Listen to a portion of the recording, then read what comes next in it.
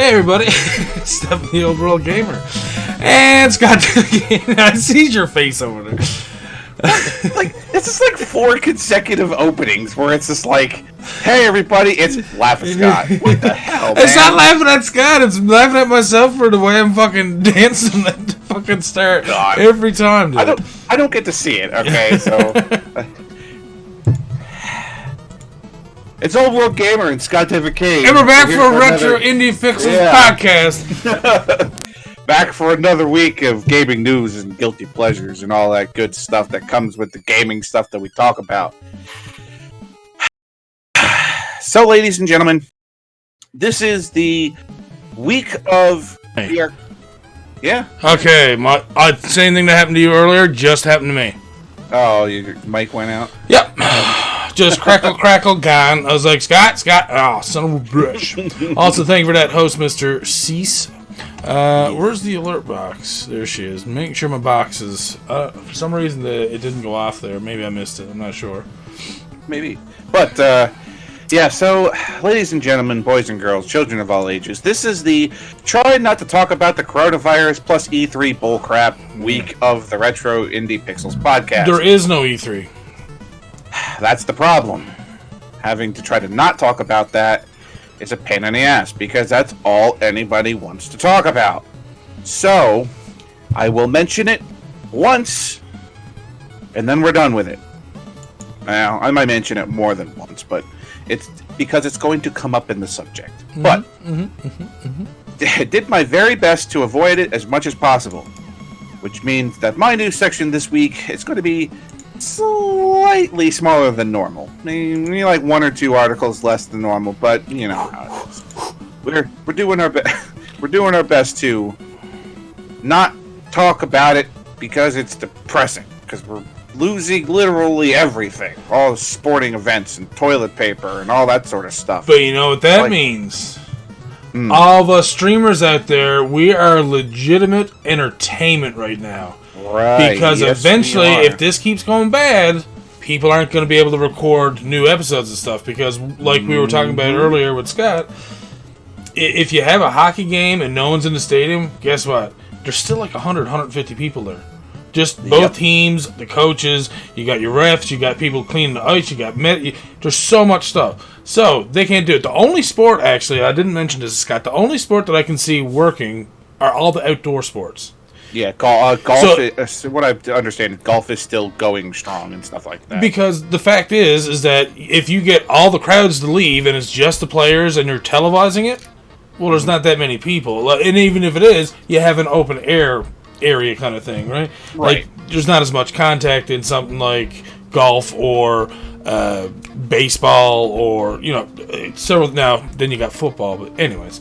Enough about that. Either way, yeah, we're legitimate sources of entertainment right now, because eventually, if this keeps going the way it is, they're not going to be able to make new TV shows, which means we're going to be the new TV shows. I'm okay with that. Me too. I'm okay with entertaining the people, like this morning with that chaos that was my Mario Maker stream this morning, and everybody's blatant enjoyment of how I suffered this morning. Oof. Scott hated it, I'm sure. You know what? I had some fun with it, you know? It's Mario Maker's fun, especially with, like, you know, I open invite for, you know, user levels. So every once in a while, it's like, you get somebody that drops one of these levels. Like this afternoon, I had somebody who dropped a level that had 23 clears with 15,000 attempts. So it had, like, a 0.19% clear rate. May have taken me an hour and a half, but your boy still did it. And Steve had faith in me the whole time, man. I'm just telling you what. Steve drew he gave me the drive to continue to finish that stage. I appreciate you, man. I appreciate you. Anyway, we're way off topic here. Yeah, Jesus. We 5 minutes in. We're already late starting. I know, right? Listen, I gotta fill in my normal news spots with a little bit of shout out to Steve, because he was a good guy and he pushed me to go. He was a good guy. He was a good guy. But we're gonna move on over to SDK's news for the week. Starting with a little bit of info on a new Overwatch event, the Overwatch Archives. is live with new weekly challenge missions. It's time to head back to the archives of Overwatch. The annual Overwatch Archives event is live now through April 2nd. While the event is live, you will learn archive loot boxes which contain emotes, highlight intros, skins, and sprays. New to the event this year are weekly challenge missions, which will change each week. Week 1 is evading the deadly lava discharge by felled enemies and survive the Omnic incursion of King's Row with limited health and exponential damage. The Uprising story mission will team up and play as Tracer, Torbjorn, Reinhardt, or Mercy to defeat robots that liberate the city. New challenge missions, Molten Cores, enemies drop lava upon death, and Glass Cannon, players have reduced health and deal increased damage. Week 2 is hone your headshot skills with critical strikes and get up close and personal with your enemies, which will be the Retribution story mission, which is McCree, Moira, Genji, and Reyes, which says that your only critical hits do damage, and enemies can only be killed if a player is nearby. Week 3, become your own vampiric support by dealing damage and taking down enemies enraged by the death of their comrades. It includes the Storm Rising story mission. Team up and play as Tracer, Genji, Winston, or Mercy. And the new challenge mission says, Blood Moon Rising, no support heroes. Heal yourself by doing damage. And the Storm Raging mission is some enemies are enraged. Killing them spreads the rage. Each week, the weekly challenge will task you with winning games to earn rewards. For instance, winning 3 games in 1 week will earn you the Holly Symmetra player icon. Win 6 games and you'll walk away with the Holly spray. And winning 9 games, 6 games gets you the spray, and 9 games wins you the Holly Symmetra epic skin. So some of that stuff is, on these screenshots below. So there's a couple skins in there that I'm interested in getting myself, like mainly, the Pharah one, because I'm a Pharah main, so I can't help myself to try to get Pharah stuff. But if you, I do believe that these loot boxes that are through, I'm assuming this is all going to be in the arcade, are going to have like the weekly stuff each week event is going to have loot in them that corresponds to whatever the mission was there. So, like, week 1 was the Uprising, so you're going to be able to get Tracer, Torbjorn, Reinhardt, and Mercy Uprising stuff. I might be wrong with that. I'm not sure. I might have to play some Overwatch this weekend. But, it's a good way to go back and do some of these older story missions that you might not have the achievements for or whatnot. So, and you also, you can go back and get some of the event skins, so you don't have some of that stuff, go over and play some Overwatch. I know I don't have to convince some of you guys to play Overwatch, but it's got a cool Pharah skin. Deep fried chicken skin. Deep fried chicken skin. What? What? It's alright. Yeah. Anyway, so that's running all the way until April 2nd. So you got a couple weeks, you got 3 weeks. Well, starting now up until April 2nd. So get you guys all your good Overwatch loot. So moving on, the Epic Game Store finally has Wishlist. I don't know why it took them all that time. I mean, man, I don't need a fucking another one. Jesus. The Epic Game Store just received another welcome new feature this week. It is now possible to create a wish list on the Epic Game Store thanks to a new update. The feature is available to anyone logged into the store using their account and on the client itself. All the game pages now have a toggle, heart icon, you can click to instantly wishlist the game. This list can be viewed under your library on the client or through a new dedicated page in the store. You can also search and filter your own wish list, and Epic is working on adding email notification when wish-listed games go on sale or become available for purchase. Wishlisting is one of several up-next features on the store's Trello board. Trello board, sorry. Trello. Trello? Yeah. Trello. It's fucking Peter. Me and Peter use it for our bot that we're doing for Discord. Peter uses Trello. I know programs, so I don't know any of this stuff. Mod support, self-service refunds, and a trending tile are all seemingly coming soon. Other projects, like the addition of a shopping cart, are still planned to arrive at some point in the future. I mean, I felt like Epic Game Store was doing their very best to try to differentiate themselves from Steam, and now it seems like they're doing everything in their power to be exactly like Steam? Is there something I'm missing here? Other than the fact that Steam doesn't give you free games every week? Well, if they were smart, they should have just found a way to hook this Steam API so you could basically send your wish list over to the Epic Game Store. I'm pretty sure there's one of the sites that I get games. I think it could be Fanatical who does that, and basically they're like, "Oh, there's another game on your wish list on sale over here." I'm like, "All right, that's nice." Yeah, I get those emails all the time. I know. What I'm saying is that they're actually linked to the Steam wish list, which is great, and not through Steam, obviously. So I mean, it can be done. It's just, implementing it. I'm not made of money. Yeah, tell me about it. Yeah, says the guy that tells me before we even start podcasting. Oh, Scott, your wallet's in danger this week. I was like, yeah, your wallet's fucked this week. Yeah, great.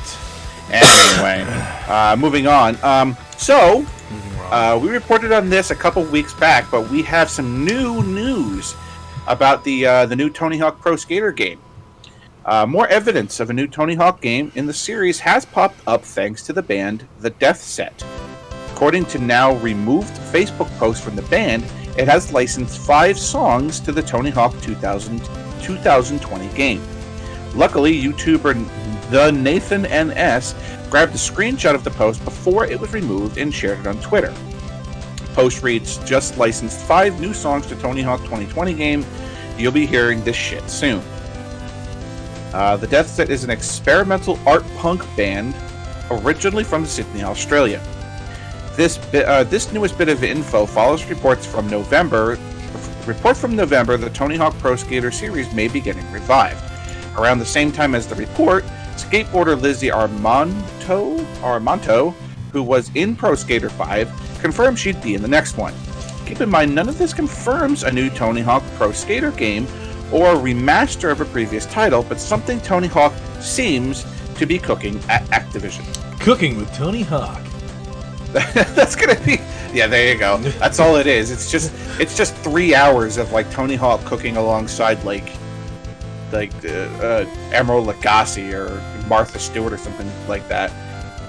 Today we have Tony Hawk on the show, and we're going to be making cookies, but they're going to be in the shapes of little skateboards. Isn't that cute, Tony? I'm 70. Cookies. Whatever. There you go, Gordon Ramsay. You just called him Gron. Aw, Steve, now we have a name for that fucking Gordon Ramsay face. Grom Ramsay. We're calling him Gron. Yep. Gron Ramsay. Else, buddy, your mistake is perfection, sir. Yeah. Where do you think Layer came from? I'm sorry. I mean, that's where Layer came from. Anyway, Scott, gotta go. Layer. Yep. Layer. See, that's the thing. From now on, all of the emotes on the channel have to be somebody fucking up somewhere, a typo here or there, and we just run with it. So now we have the name of the Gordon Ramsay icon, who's now named Gron. And he says, has to just be exclamation point OWG Gron. Purge. But anyway, so I kind of feel like this is definitely, they're like, oh, none of this confirms a new Tony Hawk Pro Skater game, except that just licensed 5 new songs to Tony Hawk 2020 game. So we're getting it this year too, by the sounds of it. I mean, now yeah. that doesn't mean it won't get pushed back. They might have said 2020 because they assume, but I mean, things get pushed back. But still, it's good to know that they're actually putting it. Because I mean, no offense, Tony, you're not getting any younger, but it's cool that you're putting out games still. Because honestly, he's the one who is the skater. There is like if anyone else puts out a skateboard game, it's probably like all right, whatever. That's the thing. It's like there are specific people. Like when you talk about certain sports, there are specific people that you think about. Like skateboarding is Tony Hawk. You think of snowboarding. You think of like Shaun White. You think of golf, and you think Tiger Woods. That sort of thing. Basketball. You think of LeBron James. Those sort of things.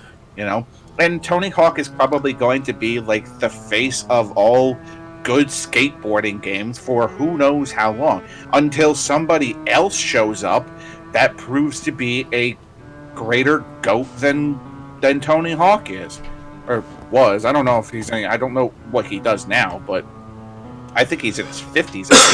I mean, he was on Family Feud not too long ago. Tony Hawk has to be in his 50s. I would imagine, dude. He started back in the day. Like when he's 51. Okay. Okay. I thought that said March 12th. I'm like, wait, it's his birthday today? No, May 12th. Sorry.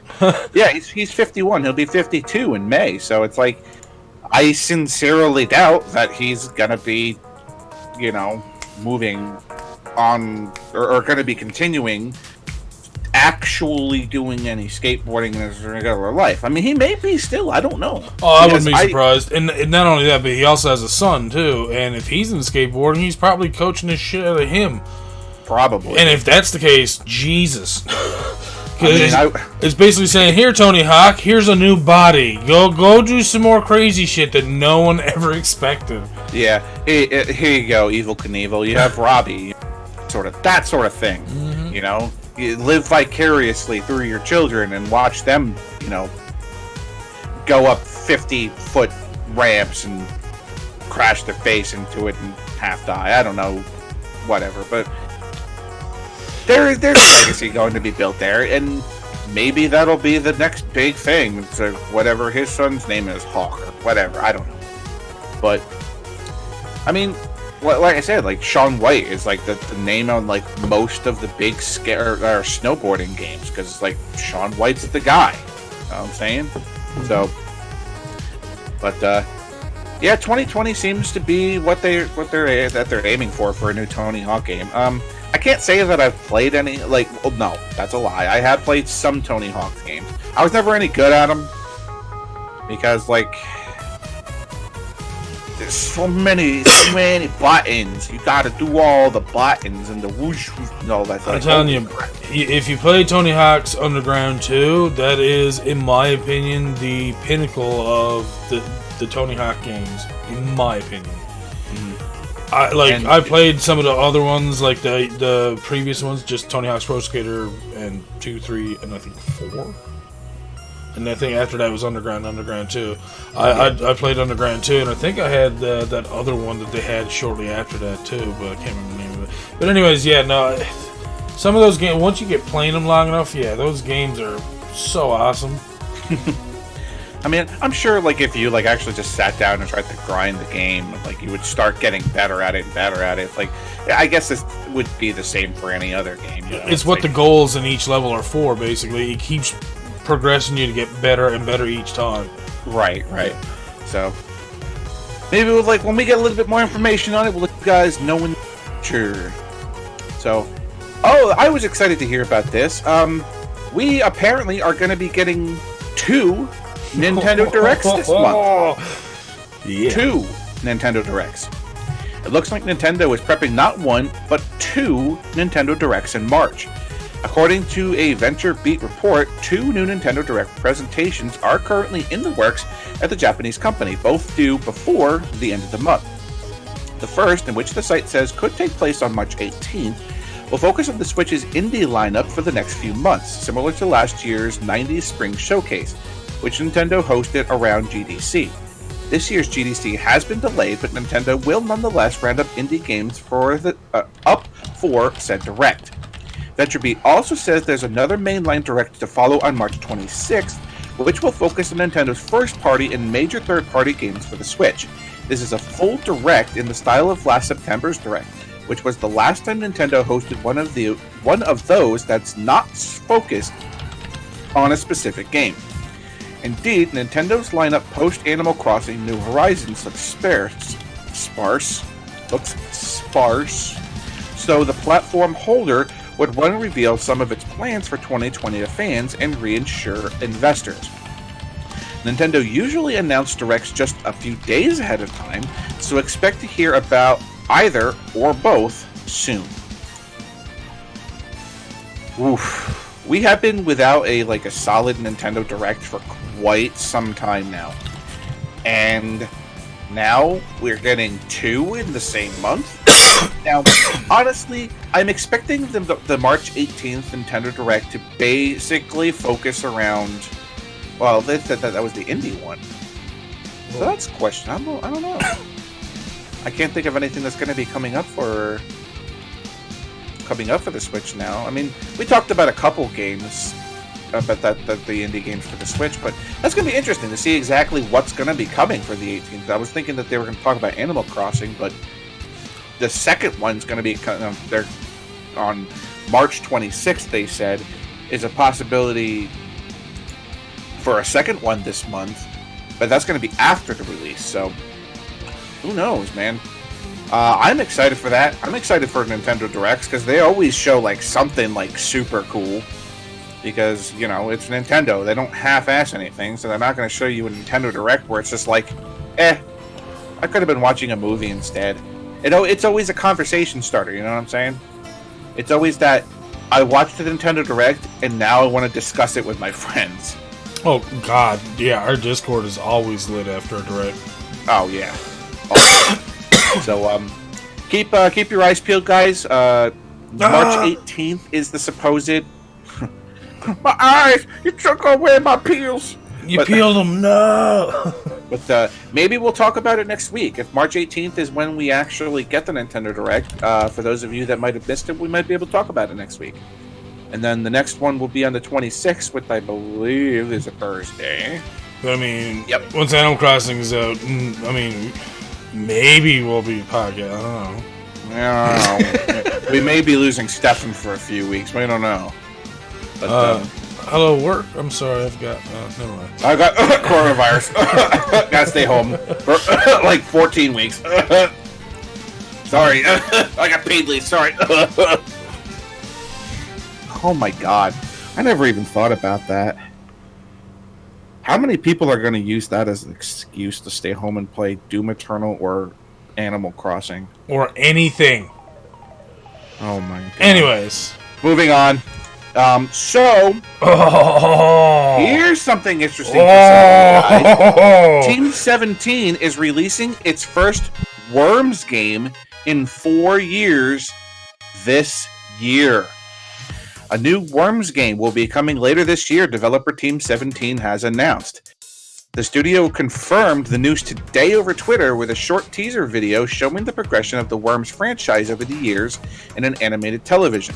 Teaser ends with a worm beating the television to pieces. Grab your bazooka and jump on your sheep. The Worms are back in 2020 like you've never seen them before, reads the tweet. New Worms and new ways to play. This will be the studio's first major Worms title since 2016. Worms has been the flagship franchise for the UK studio over 2 decades. A whopping 16 games were released in the series between 1995 and 2010. But in the last few years, Team 17 has moved more into the game publishing world, releasing games like Overcooked, Yooka-Laylee, and My Time at Portia. We'll update you when we know more about the upcoming Worms release. I see that a couple people are excited. Yeah, dude. Why don't you give us some insight, Stefan? Because you seem to be quite excited.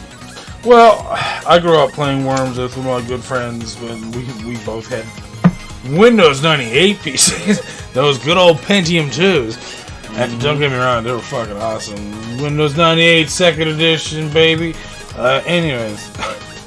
I've worked a little bit with Team 17 in regards to reviews and just gameplay and stuff. I have Overcooked, Ukulele, and My Time at Porsche, and given away, I think, 2 copies of My Time at Porsche as well. So, yeah, Team 17, they're great people. They're great people. Honestly, I don't think I've ever met a company from the UK, like, gaming company from the UK that aren't awesome, really. Yeah. I should just move over there. I know, right? I mean, at least they speak English. You know, we can at least understand what's going on. And besides, you wouldn't have to really twist my arm to ask me to move to the UK. Yeah, no. Hell yes, abso-fucking-lutely, all day. Anyway, new Worms game coming this year, guys. We'll give you some more information when they have more information about it. So, we've talked about this for the last couple weeks. The Wonderful 101 Kickstarter has officially finished and reached the orchestral arrangement stretch goal. The Wonderful 101 Remastered Kickstarter campaign has come to an end with over $2.23 million in funding. While the Kickstarter campaign actually reached its $50,000 fundraising goal last month, the final funding goal confirms several stretch goals, including a newly added goal to develop an orchestral arrangement of the songs, the One-Stoppable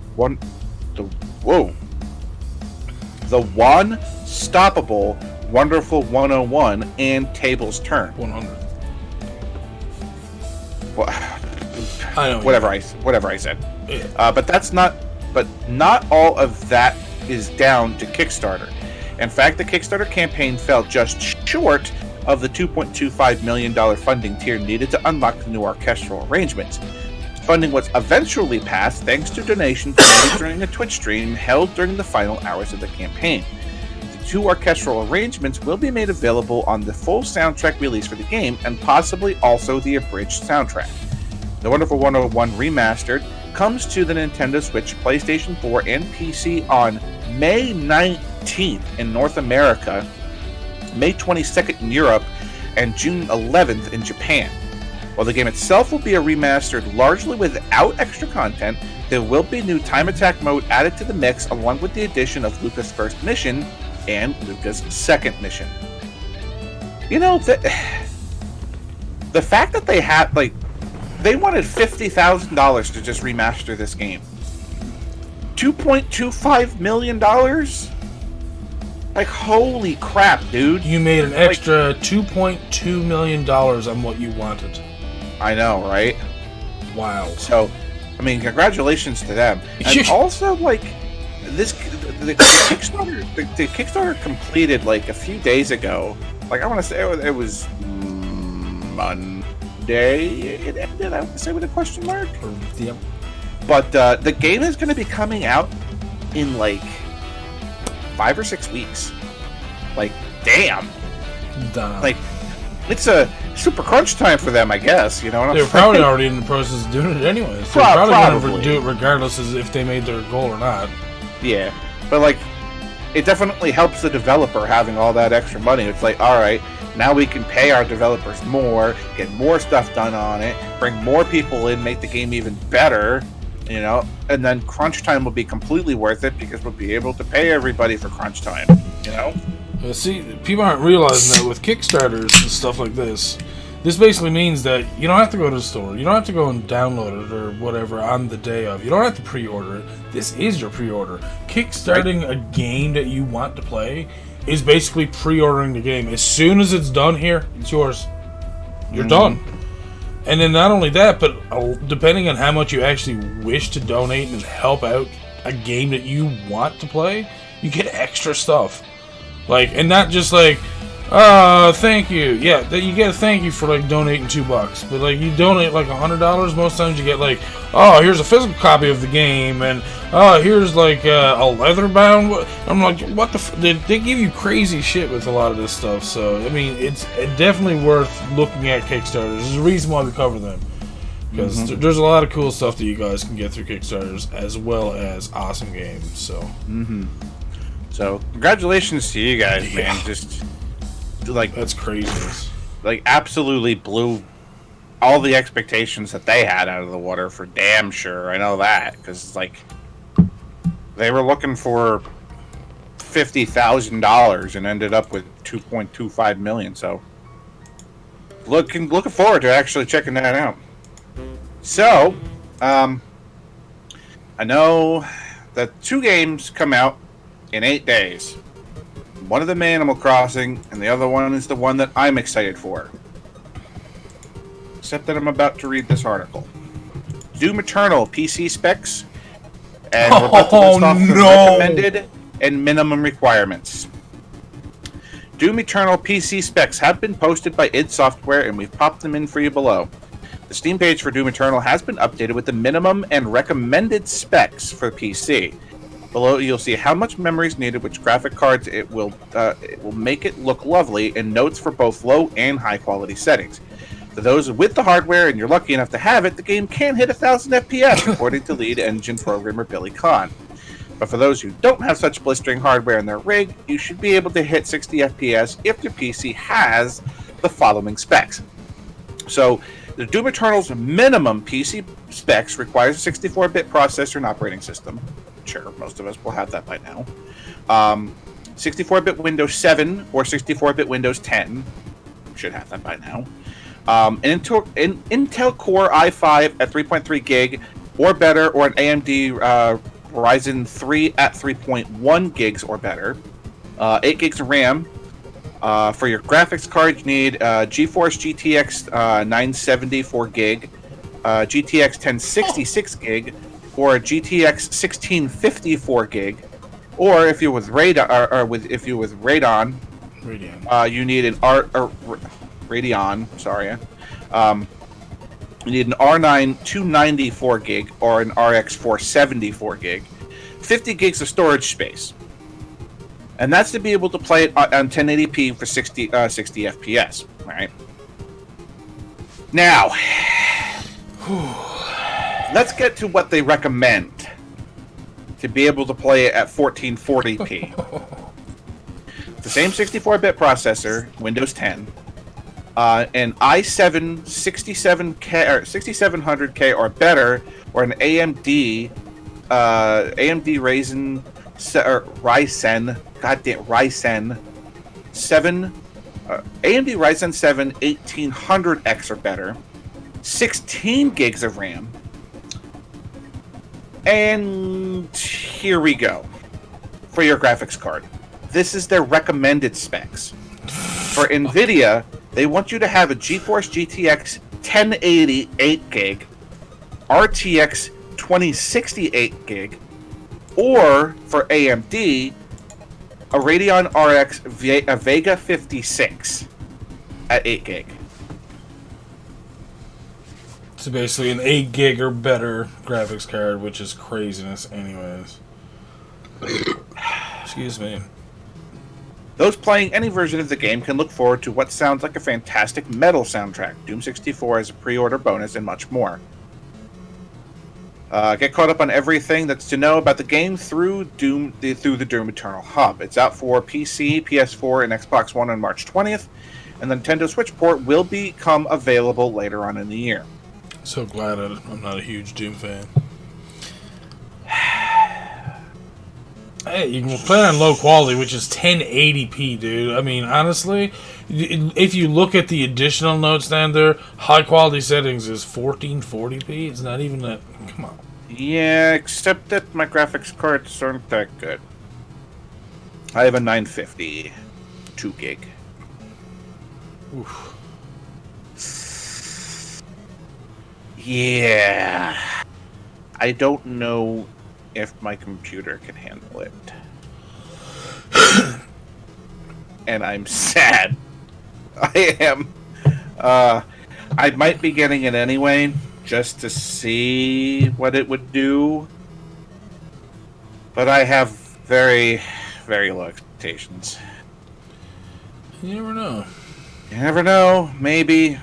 Who knows? Maybe. But if you want to be playing Doom Eternal on like it's recommended, you're gonna have to have yourself an 8 gig graphic card. So You know, because I got money growing out my ass. Let's just take a look at what the GeForce, the GTX 1080 is going for right now. Out of curiosity, let's just see. What are we going for right now? Shut up, Amazon. See all buying options. What do you have to say? A used NVIDIA GeForce GTX 1080 8 gig used is almost $450. That is used. And that's what id is telling you that's recommended for their game.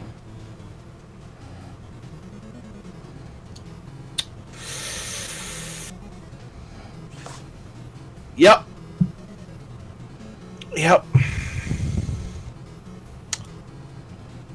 Moving on.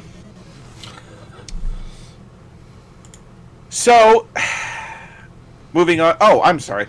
Those news articles right there were brought to you guys by VG247. Forgot to. Those noodles. Those noodles are brought to you by Top Ramen, and these noodles are brought to you by other ramen companies that I can't think of. Whatever. Anyway, rest of the articles tonight will be brought to you by Destructoid.com. And the first thing is our Epic Game Store freebies! Woo! Yay, Frisbee! It happened! Another week has passed us by. It's Thursday again, which means a new batch of free PC games is claimable and downloadable from the Epic Game Store. Today's lineup is a doozy. Until 8 a.m. Pacific on March 19th, you can grab a Short Hike, Mutazione? Yeah. Sure. And Anodyne 2 Return to Dust. Okay. I don't always make the effort to add free stuff to my library. That's the guy who wrote this, I always do. But I'm sure almost all of you can say the same thing, but this isn't the time for inaction. It was worth taking 3 minutes to start the Epic launcher, wait for an inevitable update to download and install, and redeem these 3 great games. A Short Hike, in particular, is worth playing right now if you need a pick-me-up. It's soothing animal-like adventure about hanging out, chatting and finding collectibles, and scaling a mountain. And the world is just pleasant to be in. Mutazione is a small-town mutant soap opera, is a feast for the eyes, and Anodyne 2 is here for everyone who still pines for a return to PS1-era experimental and weirdness. You know, like Katamari Damacy.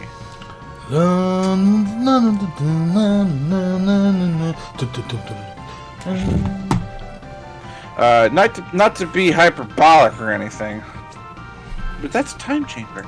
But I genuinely think that this is the best group of free games in recent memory, or at least on Epic. I'm pretty sure plenty of you already picked up a Short Hike.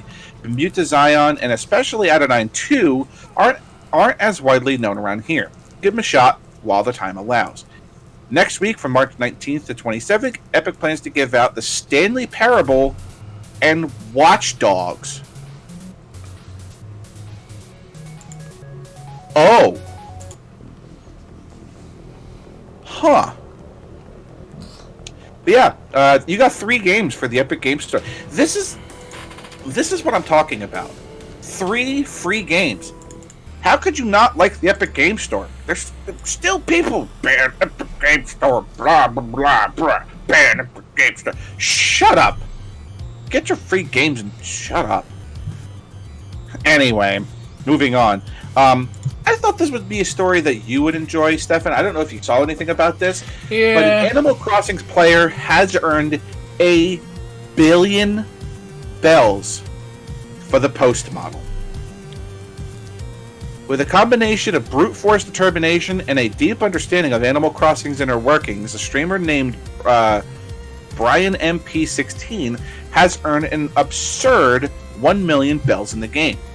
That's enough money to unlock the post model, an in-game item requiring 999,999,999 bells.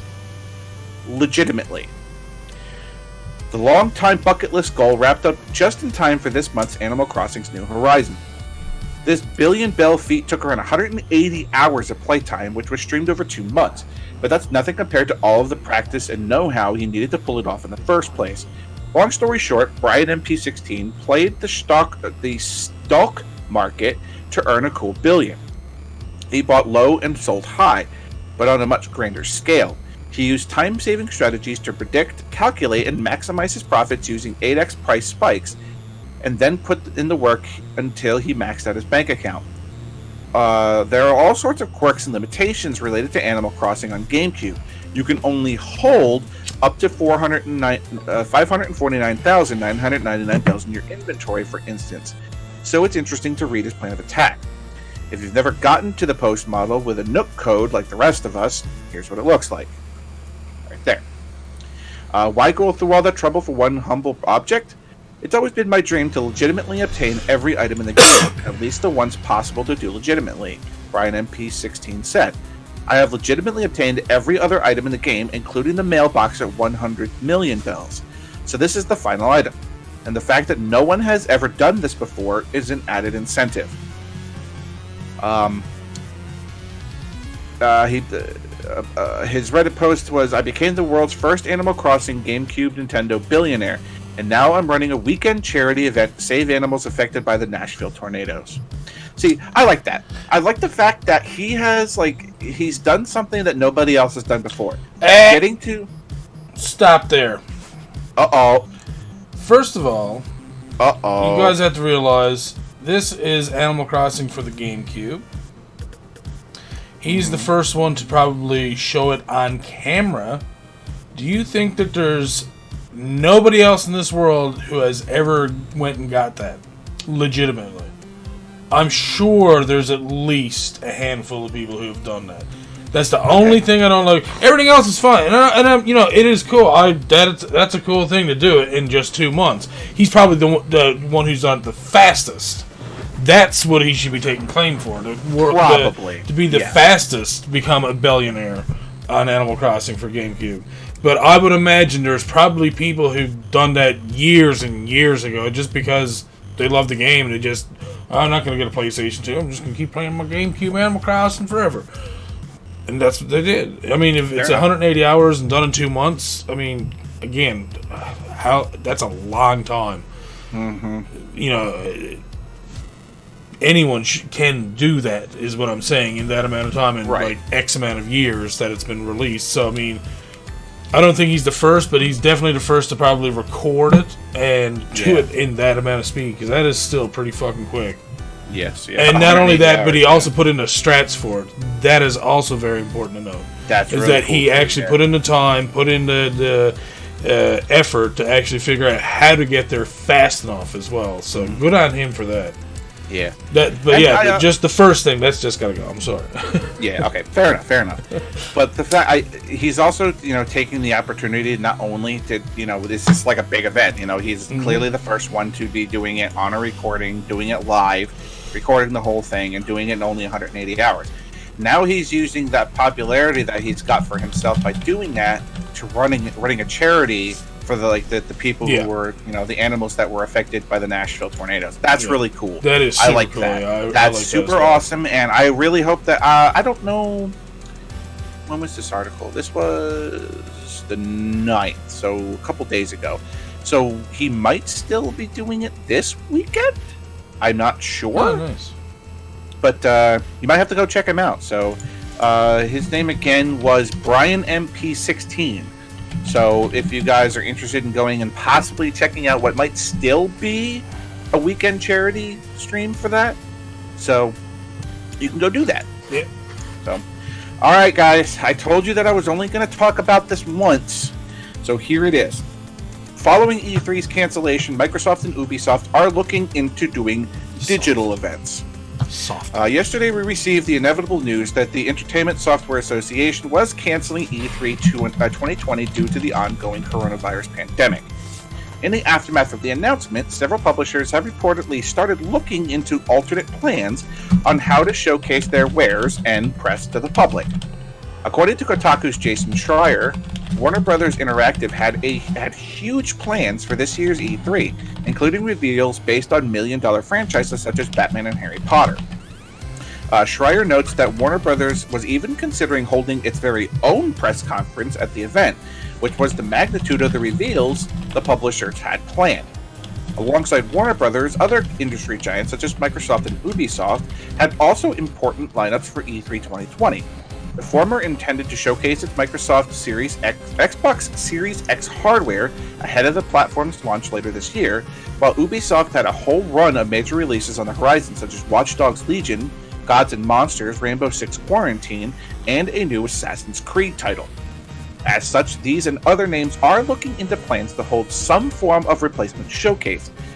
Much have Nintendo successfully changed the face of the presser with its hugely popular Nintendo Direct series. Microsoft and Ubisoft have already confirmed digital events to replace their E3 appearance, and it would be surprising if many other publishers such as Warner Bros. And Electronic Arts do not follow suit. Speaking of GameSpot, Nintendo also noted it is looking at various new ways of engaging with the fans. But what does this mean for E3 and other trade shows in the long term? If all these companies replace multiple scheduled appearances with direct-style presentations and find them to not only be more cost-effective, but equally as successful in terms of spreading the news and generating hype while also securing sales, pre-orders, and ad revenue, would some of these publishers abandon the trade show experience entirely? That remains to be seen, of course. It's far too early to make such assumptions, but one thing is certain. The coronavirus outbreak has had serious ramifications within industry operations, and right at the dawning of a new generation of gaming. When the pandemic is over and the industry returns to a relative sense of normalcy, there are very real possibilities that some long-held procedures, traditions, and even companies might not recover. So,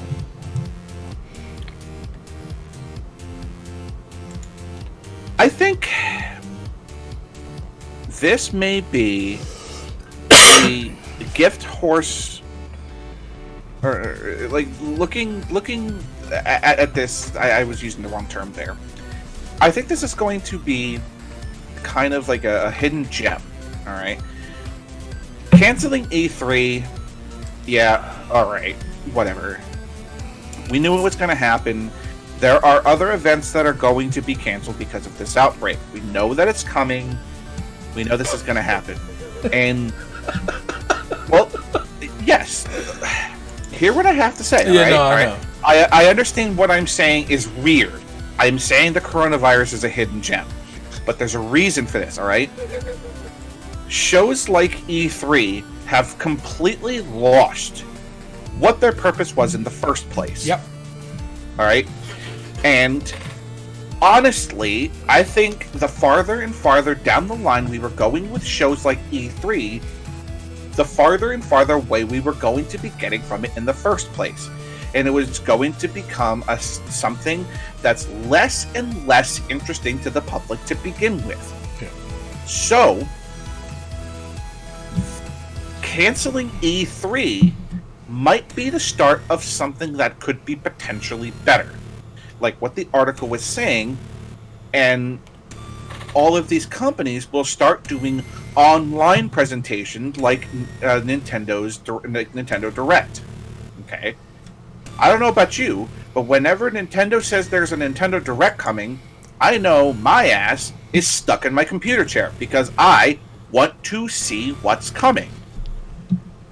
But that's sort of the same thing that E3 does right now. It's the same damn thing. But I can't go to E3. You know? It's not exactly always in the plans for me. It would probably never have been in the plans. Yeah. And well, it's getting to the point of where it's like, oh, you're not with the media, or oh, you're not with, like, you're not YouTube 1 million subscribers. Get out of here. Right. That's where it's eventually leading to. So I think it would behoove some agency, some group of people to come together and be like, listen, E3 is becoming a shit show. Nintendo, you have your Nintendo Direct. Microsoft, you have this presentation that you guys are going to do. Ubisoft, you guys have this presentation you're going to do. Why don't you tell us about it, and we can start scheduling these things so all of these companies won't have to compete with one another? See, that's the thing. That's what they want. To get in your screen time. Well, yes. But at the same time, would you want to say, oh, well, we're going to do our Microsoft presentation on the same day Nintendo's going to do their Nintendo Direct? Absolutely not. No chance. Because I don't know about you, but if Microsoft did their presentation on the same day Nintendo Direct would be doing theirs, I know for a damn fact that my ass is watching that Nintendo Direct. And I don't give a fuck what Microsoft is talking about right now. Yeah, bye! See ya. So, bye. Why not make some sort of organization like Online E3 or something along those lines? I'm just spitballing a name here. And just say, hey, all of this stuff can be presented online. We will feature it so that everybody will know where to go. It's that too. It will be ease of access as well. Because it'll be, you want to go to see the Nintendo Direct? Go to website presentationsofvideogames.com. You want to, Microsoft, you want to do your Direct? Go to presentationsofvideos.com. Ubisoft, you want to do yours? Presentationsofvideos.com. That right there. Color is her mouth, right? Nips that right there will be one. People will know when these things are coming because you can schedule them and make it very easy to see when all this stuff is coming up. And you won't have to try to compete with other companies that are going to potentially be doing them as the same day as you. Because I don't know about you, but if I'm doing something, I want all of the attention on me. I don't want to compete with other companies, whether or not I'm trying to compete with them, just financially or anything like that. I don't want any other eyes on anybody but me right now. So, I think it would, like I said, it would behoove some agency to be like, hey, why don't we just make this company that handles all these things and we'll all stream them on our website so that everybody can get their stuff in, nobody's confused, and nobody will miss anything. I think that would be perfect. And I honestly think, at this point, the way that the video game industry has evolved, that shows like E3 just aren't necessary anymore. Nope. They just aren't. We're in a digital age where instead of like saying the 150,000, I'm just spitballing a number. I don't know the actual attendance numbers. I'm just going to spitball a number. Instead of like 150,000 people being able to go to E3, you can have 50 million people watch your event at the same time. And you can get all of those people watching this event at the same time because everyone knows where to go. It just makes sense. So, now, you know what, Scott? I'm sorry to have to burst your bubble, though. Okay. Do you know what the gross thing about it's going to be? Here's a game. Here's 20 minutes of ads. Here's a game. Here's 10 minutes of ads. Here's a game. So, with every silver-lined cloud, there's a shitstorm. You know, at Burger King, you can get a burger, and it's a burger with a burger inside of it. Come on, man. I just want to know a bit more games. You gotta treat me but that's what we're here for. But the problem is that's also the nature of the life that we're living now and the digital age that we're living now. And I'm just going to use the worst offender of what you're talking about right now to describe the kind of the kind of digital age that we're in right now, and without a shadow of a fucking doubt, it's YouTube. You cannot turn on a 6-second video without 2 30-second ads before it. No. See, ad blocker doesn't work in a video that has the ads being played in the video. As in unskippable. because it's me putting up the podcast, and in the middle of it, I'm just gonna like put a video in there saying, "Hey guys, you can buy farts in a jar from M4 because that's what he's into right now." This week's sponsor is NordVPN. You know what I mean? Like, you guys don't want that shit. I don't want that shit. Just believe me, they will find way. And not only that, yes, then they'll probably have ads in the middle of the shit that you want to watch that are skippable. Yep. But they'll probably have them there too. So yeah, it can turn into a shit fest real fast. Also, one moment. Ready. Nice job. That's for DMP. Said I'll watch you guys instead. I'm like, oh, it's fucking DMP. That's right. Take that fucking shout out. It's a shout out. It's not a fucking whisper out. God damn. Deadly Starlight, you will get ready for that. One day you'll be like, I'm used to this stream now. Anyway, rip headphone users. Anyway, but I mean, it's very strange and it's very morbid to say that like the coronavirus may push us into a new digital age of video gaming. But I think it's going to take away a lot of shit this year to pave us towards this future of where we're going to be able to do a lot more things online, see a lot more things online, and unfortunately have to deal with a fuckload more ads. But never at look this at point. E3. Go to E3. The whole fucking thing is an ad. All of it. It's just booth upon booth of look at our stuff. That's the whole thing. So, yeah. Oh God. Well, we talked about that, but we talked about that a couple weeks back. I think we even took a clip about me talking about Slim Jims. We've already gone over that. Don't worry. Anyway, so what's the best way to save a starving business? GameStop's new strategy to save itself? Hire Reggie Fils-Aime.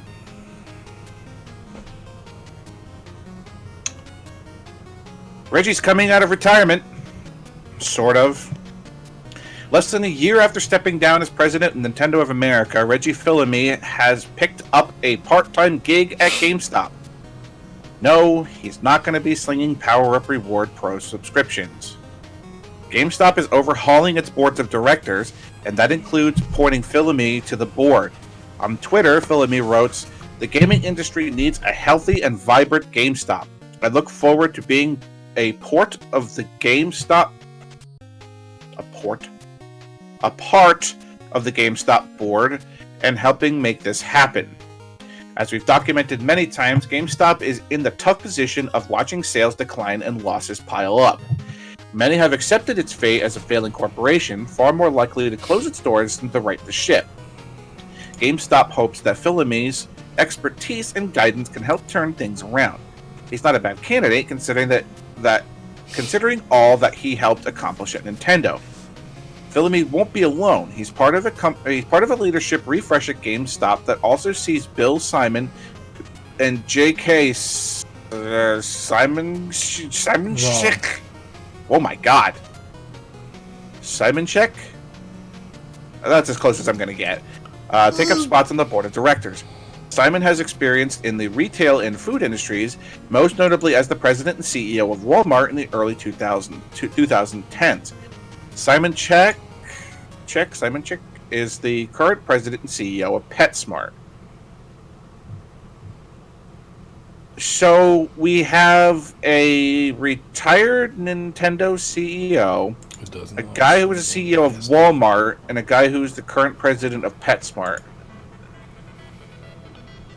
So what I'm hearing is that GameStop is going to be making new Nintendogs games. Oh God. What? He really doesn't like saying his name in French, does he? God. I just... Why dissing your French heritage? Reggie, why? Reggie feeling me. I don't know. I don't get this. What is he trying to accomplish here?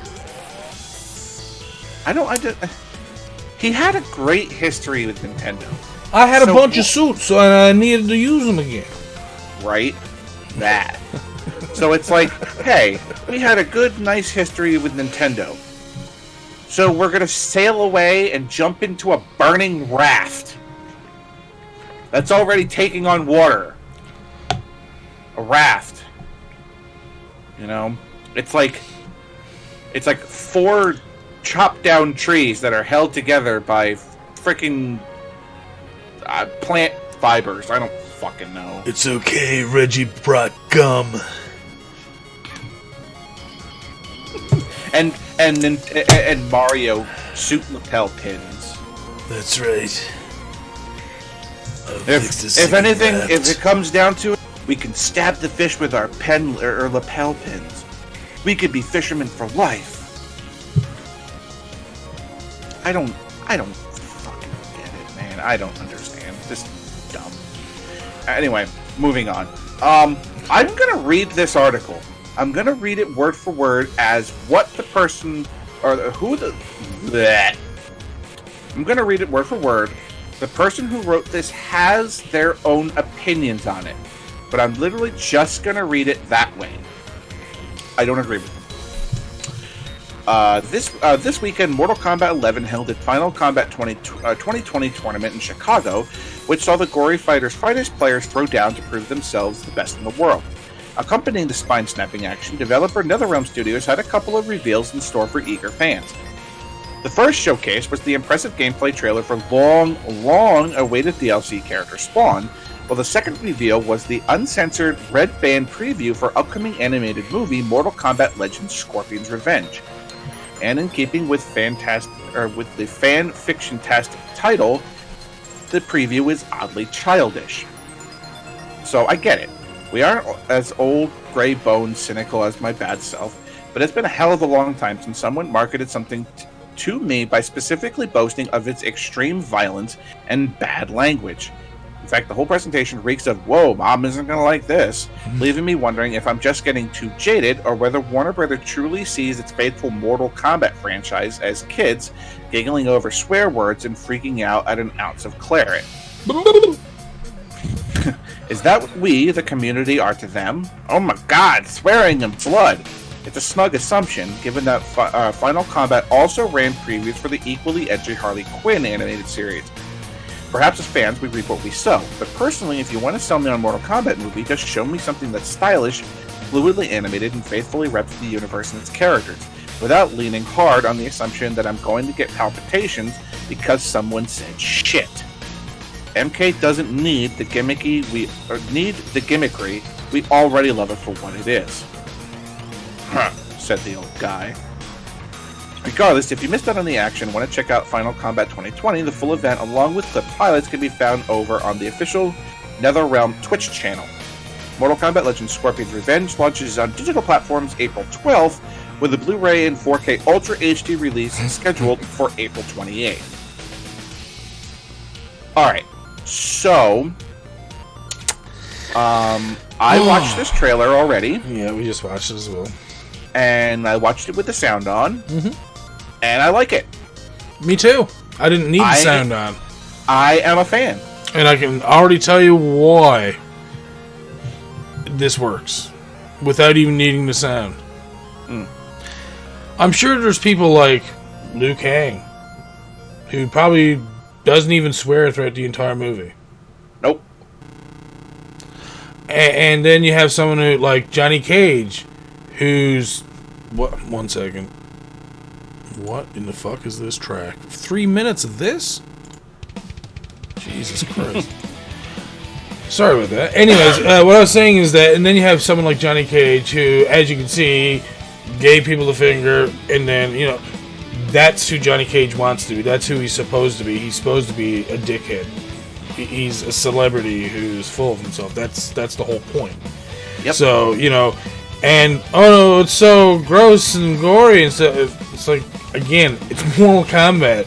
It's all about, you know, killing the other person, more or less, and causing damage and destruction to their bodies. Have you not seen Finish Him? Fatality. That is the whole fucking point. You know. Then not only that, yeah, of course it's gonna be like this. These guys are badasses. They're literally killing people because they're I'm such a good fighter. I can actually kick you so hard that I can cave in your chest. So we're gonna show that. Like, alright, that sounds great. How is that any different than how they show the fatalities now? We're like, oh, I'm gonna do an uppercut, and then let's zoom in and go and show how the jaw breaks and everything. Like, they did that shit in the fucking video game. Like, to me, this is what I expected. This is good. Thank you. Like, the only thing that I really like on the article, the only thing I'm really, you know, agreeing with is the fact that they had to you know, throw out there, oh, it's extreme violence and bad language. Yeah, you know? that's true. Yeah, I don't know why to point that out. I mean, that'll speak on its own. But those were $500 glasses, you asshole. We did that in the movie. I mean, come on. Like, what the fuck? Who cares? It's Mortal Kombat. Are you really going to? Are you going to be offended by the language? Who gives a shit? I honestly know not anybody who, you know, plays Mortal Kombat. I mean, for fuck's sake. I mean, look at some of Johnny Cage's openers in Kombat 11. Is it possible for you to fuck yourself? I mean, he says that in the game. So what the hell's going to be any different with a movie? Obviously, I haven't played Mortal Kombat in a while.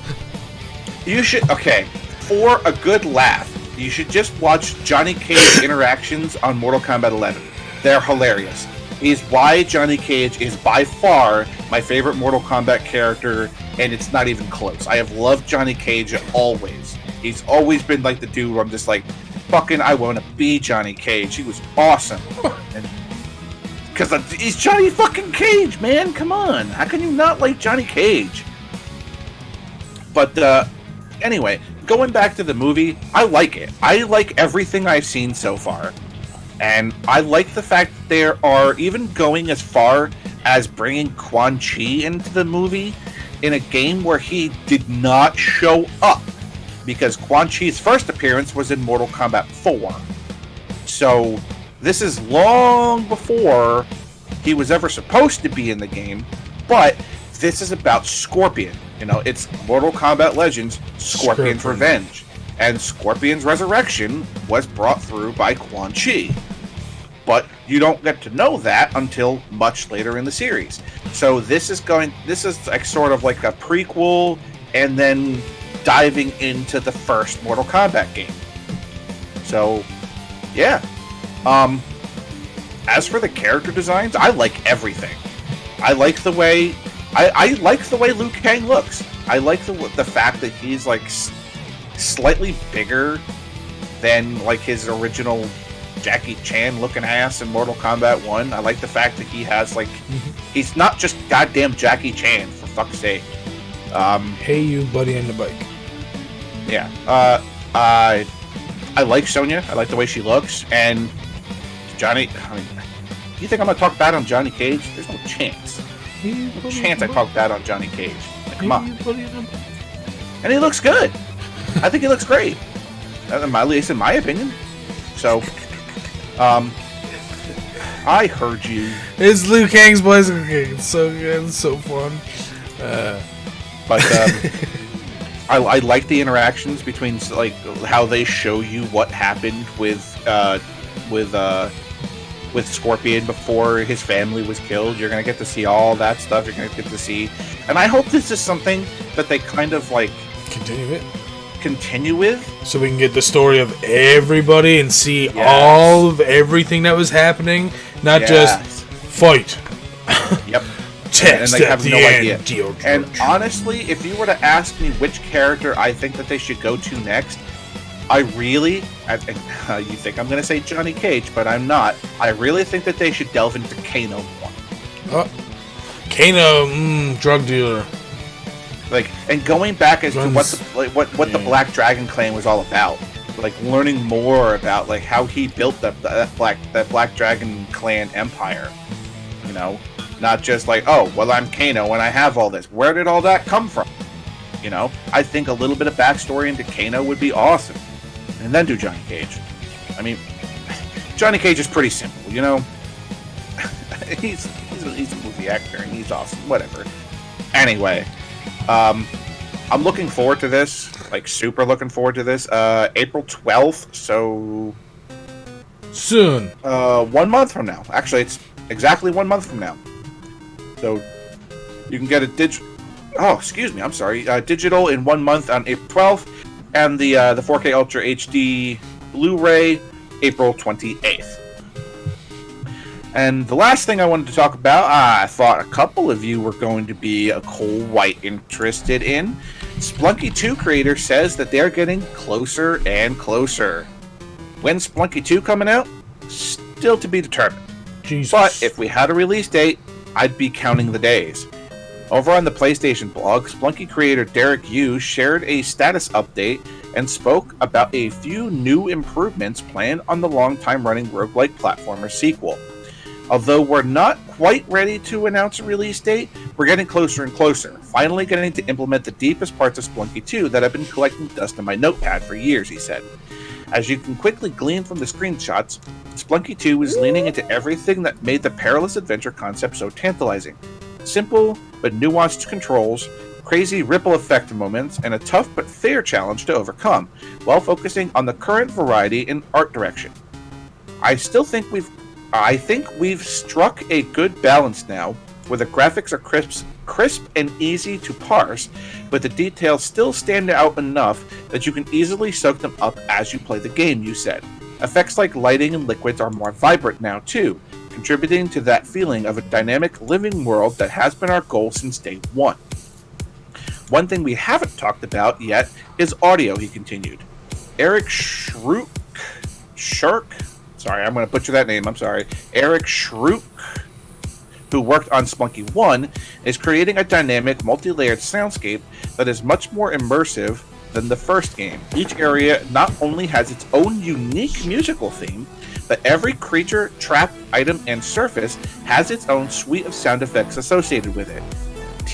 The team intends to have each run feel even more like a personalized adventure, so you can expect a lot of obvious and non-obvious interactions with the rest of the world, and more characters in the vein of the trigger-happy shopkeeper who can help or hinder the player in unexpected ways.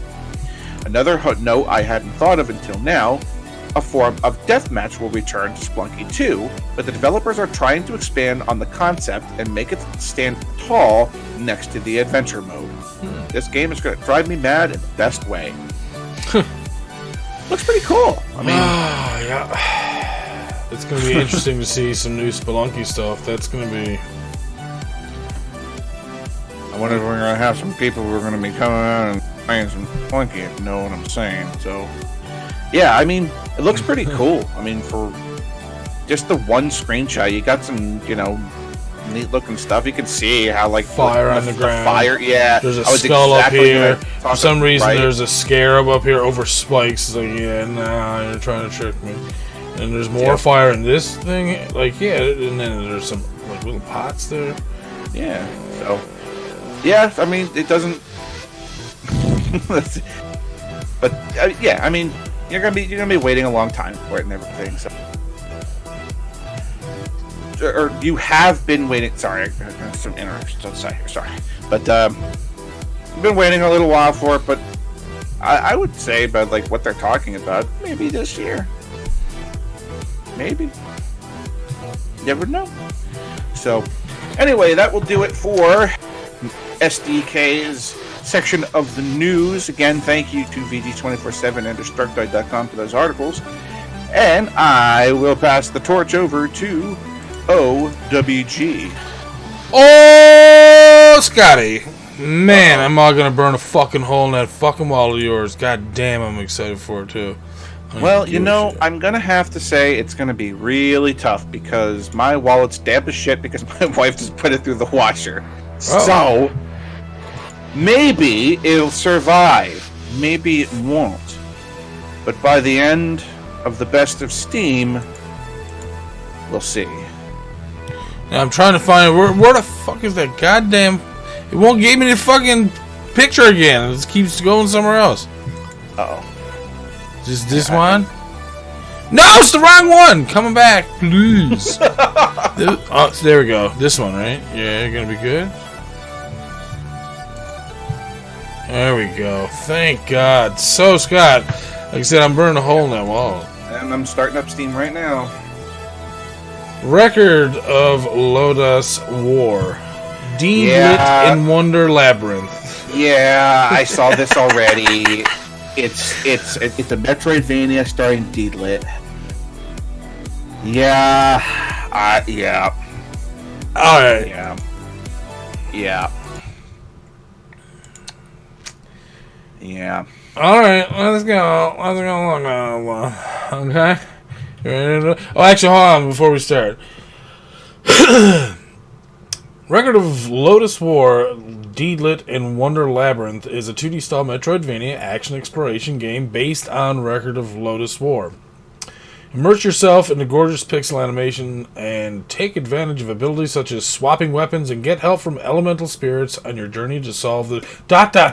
You can't ... Anyways, this is reminded me a lot of Symphony of the Night, even though I've never played it. Also, it's 10% off right now because they just released it at $13.04. Yeah. It's not expensive either, so now it's let's watch. $11.69. Oh, this is gonna be good. I'm just telling you. Oh my god. Oh, what's going on? She's not even a bat. How did she do it? Oh! Oh, you got a weapon. That is, I do not understand that. No, I can't. Wow. It does have English, by the way. Oh, I would imagine, Jesus. If they didn't do this in English as well, they'd be like, alright, we just don't want to make any money.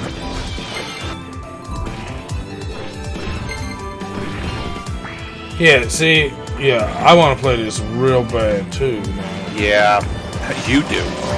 Yeah. You want to play? Yeah, I do. My God. How dare you, sir? How dare you? Oh. How dare you? Oh. It's $14.50 without the discount, and that's Canadian. So yep, right now it's on sale, 10% off until March 19th. It is $11.69. Yeah, less for than you $12. $13.04 for us Canadian. Yep. So it's already on my wish list. You know, uh-huh. I'm probably getting to buy it. Next game is called Playbound. Playbound tells the story of Kelvin, a boy whose parents have become fatally boring. Strap on your Velcro let-up kicks and equip your Pog Slammers, because it's time to save the world from certain lameness. Oh, it's to be announced. It's action, adventure, indie, Metroidvania 2D. You ready for some Scott? Scott, you ready for some Scott? Yes, sir. Okay. I hate how short this is, too, by the way, but it looks awesome. All right. Right? Whoa. Right? It sounded like, oh, this is going to be stupid. Then you're like, see it, and you're like, oh shit, no, this is cool. Holy shit, that's some Strider Hear You shit going on there. What the fuck? Oh, I'm definitely wishlisting now. Don't you dare tell me not to. Wait, it did. It told me to. Never mind. Yeah, it looks pretty cool. Hasn't been no release date as of yet, but it does look pretty cool. So hit that wish list with that, guys. I like the background really too. Good. Looks really nice. Looks super good. Mm-hmm. All right, our next one is called Brightbird. It's Brightbird is designed to be a seamless side-scrolling world of challenging puzzles. Begin your exciting journey. Find a Brightbird to save the world. Adventure, indie, RPG, puzzle, beautiful. It came out today. Dino Head and the Stick. And it is currently 20% off at $9.19. That's $7.99 American. All right, let's go. Billy, Billy, Billy, what are you doing, Billy?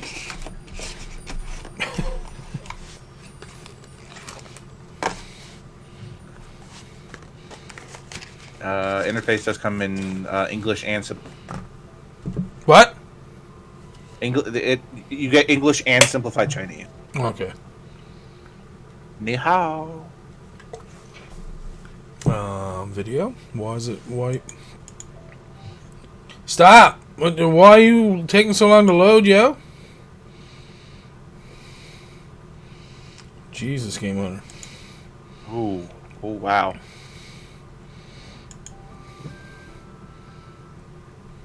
Well, hopefully someone's able to watch this, because god damn it!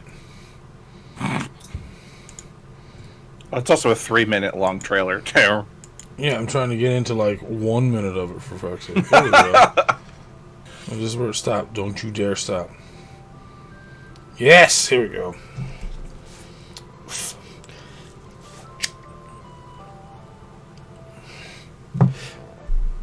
See, I probably got Chrome overloaded somewhere or some shit now. Yep. Oh, it's not loading on mine either.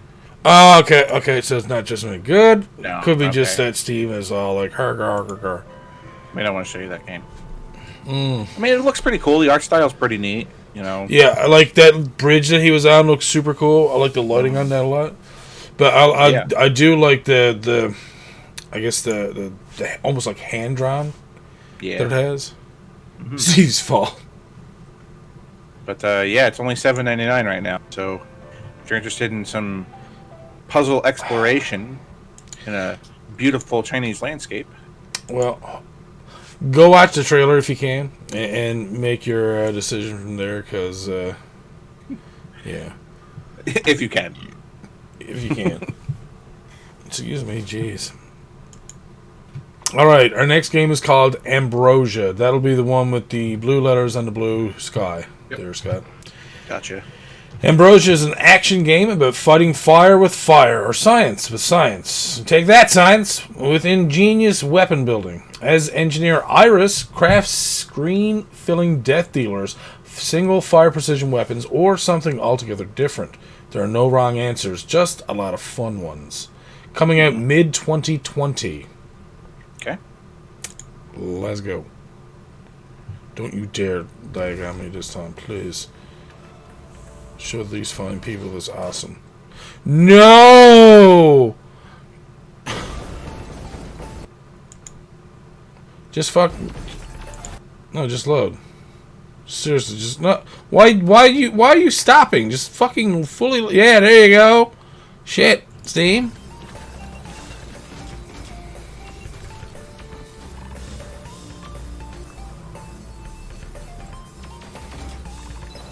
Yeah, love this. This looks so much fun. Yep. Right? Yep. Got my two favorite things. It's action and it's a girl. So we have a winner. Alright. Ooh! I mean, another gun shoot gaming waifu. Let's fucking go. Add to the wish list. Alright, so far your wallet is very lucky, apparently. Yeah. Getting lucky today. Okay, our next one is called Serin Fate. It came out 2 days ago, March 10th. Serin Fate Stone has turned into a witch. Now it's time to learn some magic. Tidy up your apprentice hut and find a few battle-worthy familiars. With your new spells, a couple copper, and some unique friends, you can brave the land. Can you brave the land? Sorry. Let's go, Scott. RPG casual, early access. No, stop doing this to me. Okay, apparently I'm gonna have to like let each of these fucking load or something. I don't know why it's being like this. Yeah, that's weird. This one's loading for me.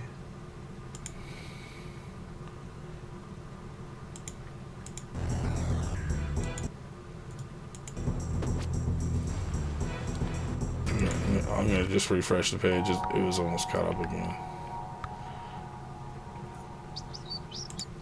Jesus Christ, Superstar. Why is it stopping again?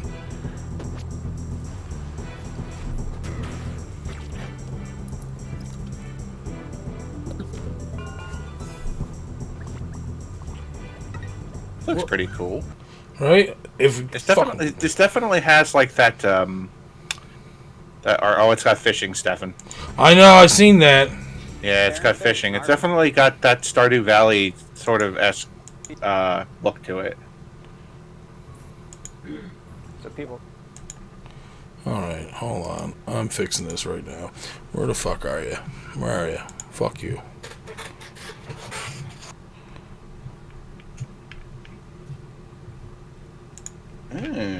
Make some potions and shit.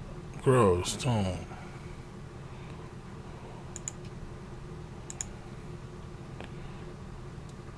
Alright.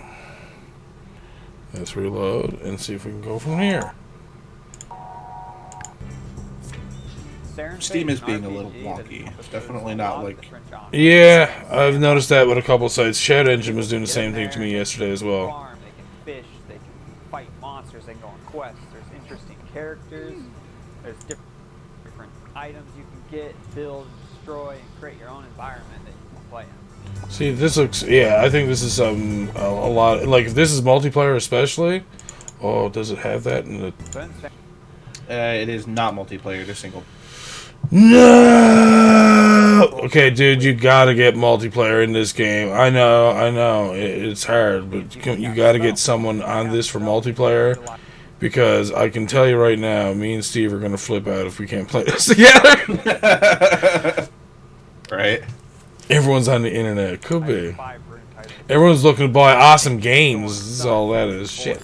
You can make different combinations of these runes. it's a coronavirus. Nobody's at work. Everybody's at... We're all on Steam. Ugh. It's gonna be like that thing. They're gonna be like, "Oh, we set a new Steam record for most people on Steam at the same time." I'll just wait until more people get sick and watch how fast you break that record. Schools are closing. I heard like there was I think it was the Maryland, like all the schools. Something. No, I think Game Hunter said something about that. Yeah, in Denmark apparently everything's closed down too, according to Netflix. All right, so we're gonna go on to our next game. Unfortunately, I couldn't watch that trailer either. I don't know if it's. I don't think it's me because everything on the stream is perfect on my side. So I don't know if it's something going on with Steam or not. All right, now this one here, DEEEER Simulator, your average everyday deer game. Oh, I actually put the correct number of E's. All right. I don't need to say anything. It's literally going to be... Remember Goat Simulator? Okay, now you're a deer, all right? So, let's watch. What the fuck? No. Stop it. Stop it right now. No. What the fuck? Why? Why? What the fuck is... I can't watch it on my end. Oh my god. What the fuck?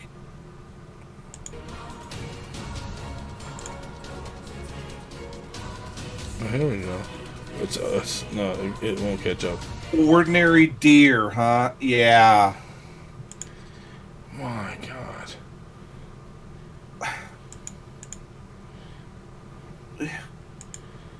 Go! Fuck!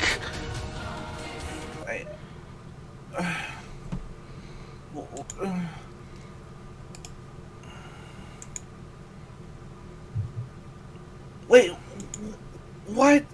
No. I'm going back. They had a Sharknado stuff.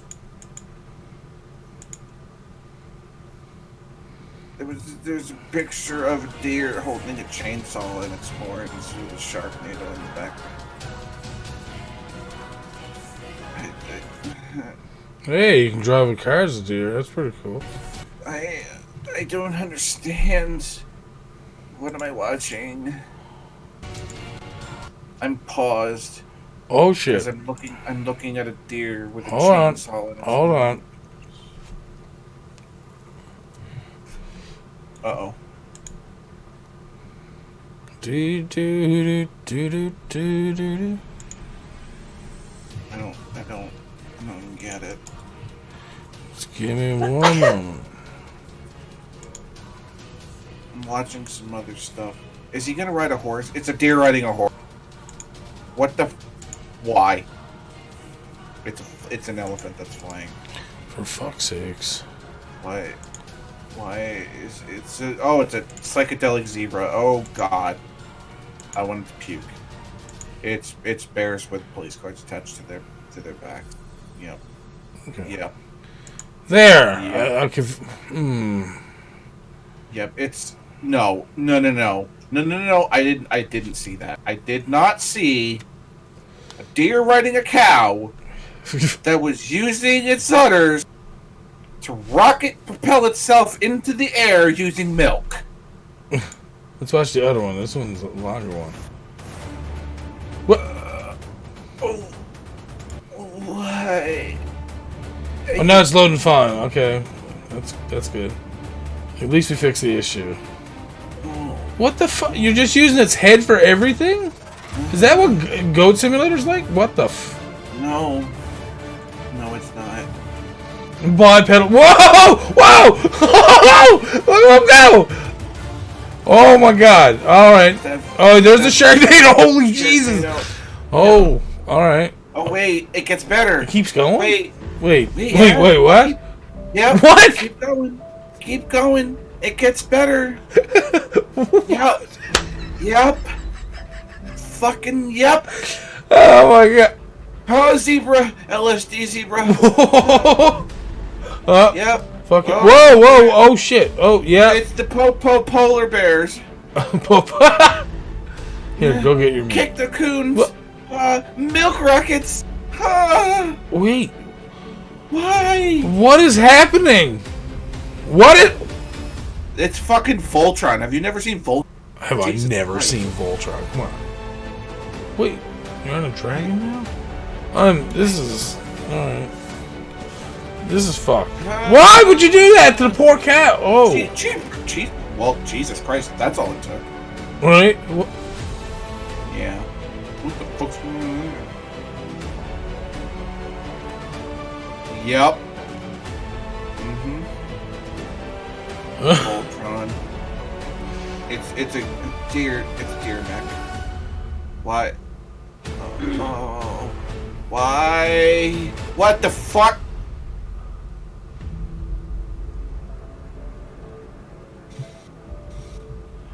This is available right now. I'm sold. Alright, well, apparently everyone's loving it. Sign in. What do you mean sign in? I am signed in. Can't see my name. Well, actually, you can't see my password. You can see my name when I'm on. But still. I think after watching something like that, I believe that God has forsaken us all. Maybe. Just, what the fuck? Was all of that? I really need to get together with these developers, and I want to smoke with them because they're obviously smoking some good stuff too. I'm loving that. That was so trippy. That zebra tripped me the fuck out. Yeah, there's a rabbit with an assault rifle. Cause why not? It replaces the antlers with guns. My God. Yeah. All right. And hippos with chain guns. We still got so much to go, so we gotta go. We gotta keep going. The next one is called 8 Doors. It's a Metroidvania style 2D action platformer game based on Korean Afterlife worldview. Explore 8 different areas of purgatory by becoming the main character, Aram. Solve the mystery of happening on purgatory through fight against the specter and lead fugitive souls to the right path. It's not out yet. Action adventure indie platformer 2D and well Metroidvania. Let's give it a go. Indeed, Korean Afterlife, sir.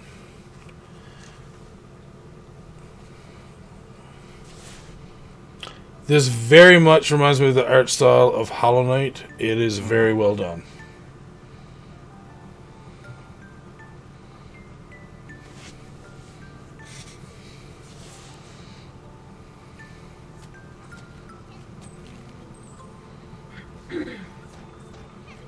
And floppy.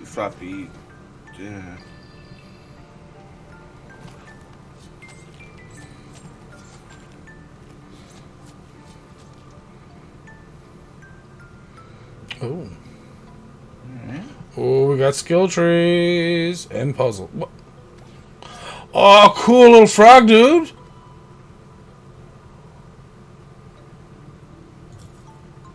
Oh, that's a big man. Yeah, it is. Oh, wow, it's very intricate, too. Like, it shows the details of each section instead of just, this is a section. That looked really weird. It was going across that water. It looked like a frog was propelling itself by bloody farts. Whoa. I'm not sure. I mean, sheep bleeding from her butt. Okay, wow. Okay, yeah, all right, yeah. I have to go back and watch that. We saw the same thing. Okay, as long as it wasn't just me.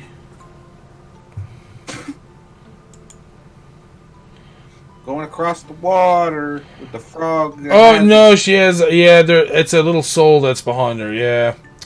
Okay, I mean, look at it though. Like how that frog was going across the water. Yeah, like, no, I completely understand. Sorry, Steve said monkey tie salad. He knows. He knows all about it. He knows. All right. So it's on my wish list. It does look like a super fun game. It looks really nice too. Yeah. I love the way it looks. Absolutely. Mm-hmm. Our next game is called Curse of the Dead Gods. Got it.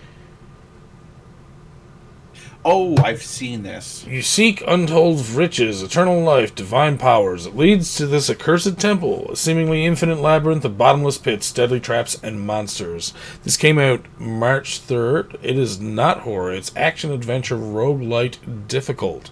Mm-hmm. Let's give her a watch. Has a Diablo-like feel to it. Oh, yeah. I've actually seen this. Yeah, of course you do.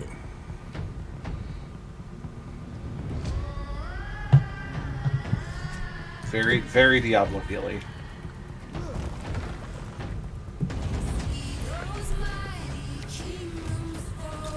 Horror. Looks pretty good though. Mm-hmm. Oh wow, you can use traps against it too. He set him up the bomb. Right? Oh my. Yeah, I use 20-year-old, possibly 30-year-old dead memes. Get on my level.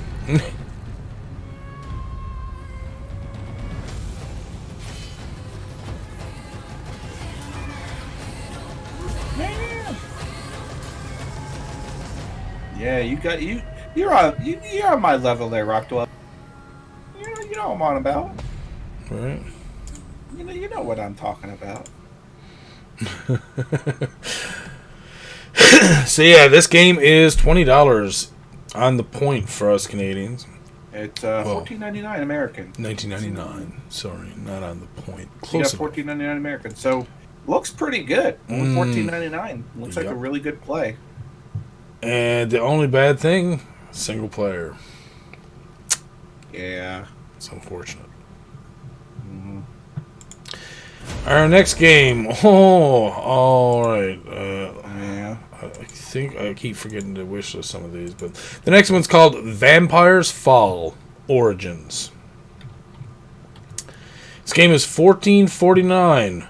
For countless years, the villagers of Vampire have enjoyed a life of peace and happiness, but now rumors are spreading about a wielder of dark magic, a Witchmaster. Fearing the rumors to be true, the village musters a militia to prepare for the worst. This came out the 31st of January. RPG, indie, character customization, open world are the tags. Let's give her a watch. past. Look at that. Look at that Diablo text. Right? It really is. Yep.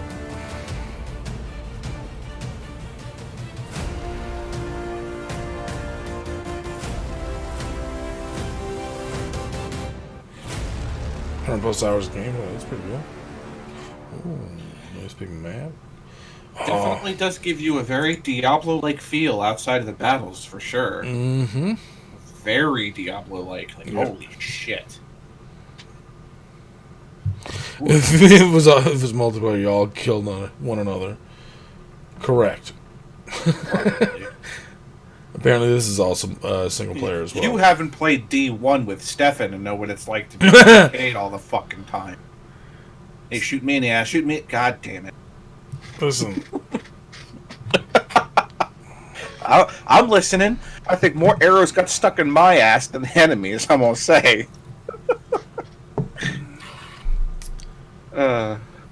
Scott. Our next game is called Etherloop. Stop playing a video, goddammit. Etherloop is a hardcore, fast-paced bullet hell with rogue-like elements. Descend the unforgiving depths of a mysterious world, encounter challenges, discover dynamic environments, and fight ruthless creatures while unveiling the secrets of Etherloop. This is already out. It's $13.49. It came out the 21st of January. Indie action adventure rogue-lite bullet hell. Let's give her a watch. Oh, God. Ooh. Oh, yeah. Oh, I'm already sold. I am already sold. Whoa. Oh.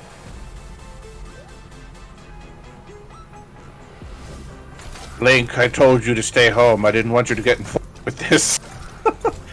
Oh, my. Oh. Right? Dude. Like, I'm not a huge fan of bullet hells, but this makes me want to play one. Oh my god, this is so hectic.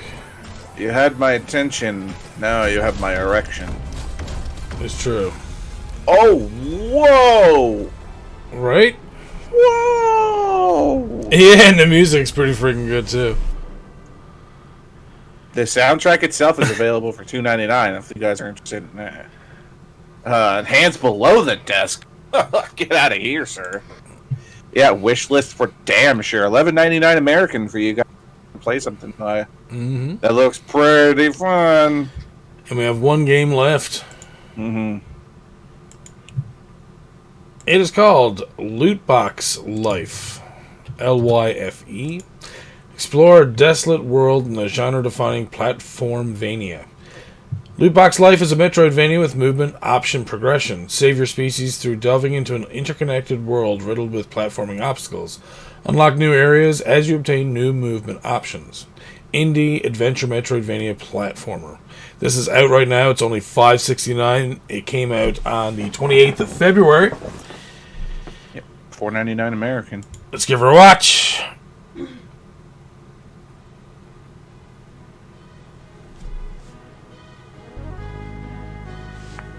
The last of my species.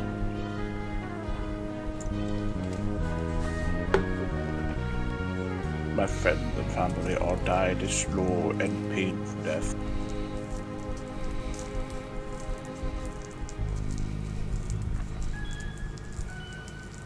Shadowleaf Irvin. It's the name of who I'm.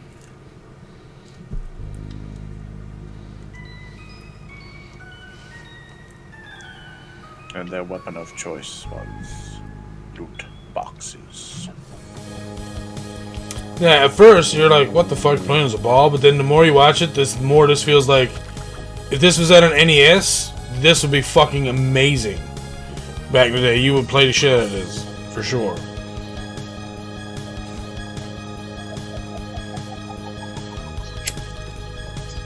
To say this isn't what I expected.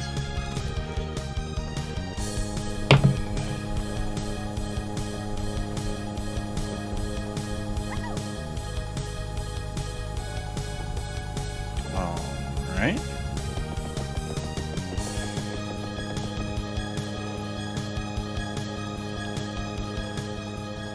I will defeat Shadowleaf and free your life from the loot boxes. Yeah.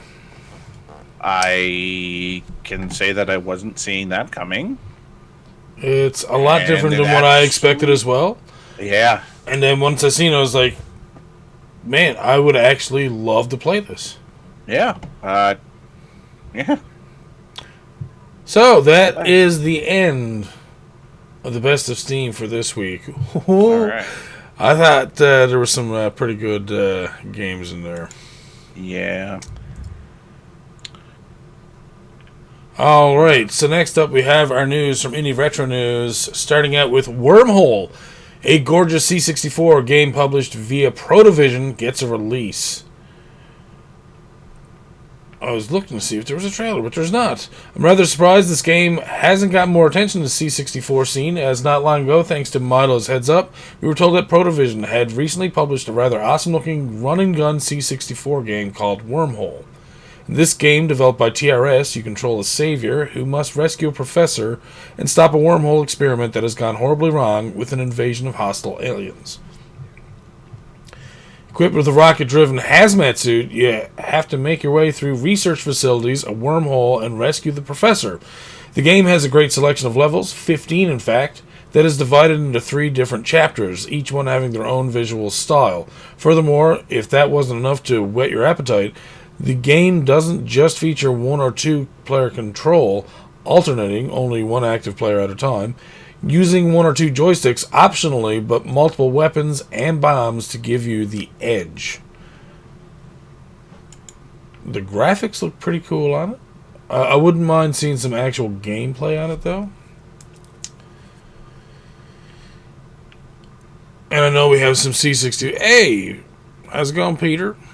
I know we have some C64 players that watch the podcast regularly as well, so maybe we'll get some input from them in the near future. Alright, our next one is Fix-It Felix Jr. on the Commodore 64. Oh, it's happening. I'm sure many of you by now have seen Disney Animation's Wreck-It Ralph, a cartoon which follows the journey of a villain from an old 1980s arcade game that at the time in reality never actually existed. Well, you may or may not know that not only did it actually spawn a real online and mobile-based game called Fix-It Felix Jr., which played just like the Donkey Kong clone from 1982, but it also spawned a homebrew Sega Genesis emulator version that had been ported by enthusiast programmer Future Driver for the Genesis Mega Drive consoles. So why are we mentioning this fabulous game as if it was released in 1982? Well, not only was a Fix-It Felix Jr. base game released on the Commodore Amiga as of last year, but as of today, we've been told by Stephen Day in the Commodore 64 128 Facebook group that a high-quality version of the game is also coming to the C64. As noted by Stephen Day, I'm going to wreck it. Next on the list of retro projects is the C64 version of the faux retro game from Wreck-It Ralph, Fix-It Felix, with Antonia Savona and Saul Cross. Ooh, nice. So this should be pretty good, and we actually have some gameplay there, so...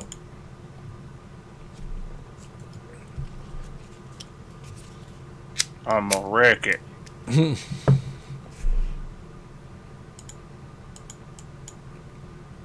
There's actually no sound in the video. Touche. It is a nice land. Look at that. Yeah, I'm not surprised that someone was able to make the Fix-It Felix Jr. just for the fact that, it looked like it should have been a game that could have been released back in the day, so, why not? Ooh, that was slick. Almost got hit there, buddy. Ooh, yeah. I kind of want to see him finish it now. Well, do it up. Because last time we watched, I think we covered the one for the Commodore Amiga. Yeah. And, they didn't do it again. You keep teasing me. Alright. So, we're going to move on. Next we have, man. Again, reason why... Super Metal Hero, a new Amiga game coming from Double-Sided Games. This looks so good for the Amiga. This is kind of giving me a Metal Slug sort of look without even seeing gameplay. This month has been fantastic for Amiga news, especially with games being mentioned on IRN, such as Boss Machine, Invia, Tiny Little Slug, Tapper, and even Redpill Puzzle. But it looks as if the greatness hasn't ended there, as thanks to another great heads up, we've been told Double-Sided Games will be publishing a more polished version of Super Metal Hero for the Amiga. A game they've said will be getting a major change in the team in gameplay and technology. Not just that, but Double-Sided Games have also mentioned the fact Super Metal Hero is not only being developed by the same team behind the incredible Amiga game known as Barbarian Plus, Tenchu Colin and Simone, but they will be banding together as soon as Shadows of Surgoth is finished. So yes, certainly one to look out for, especially with those details above and what looks to be an action platformer. Yeah, that looks good too. It reminds me of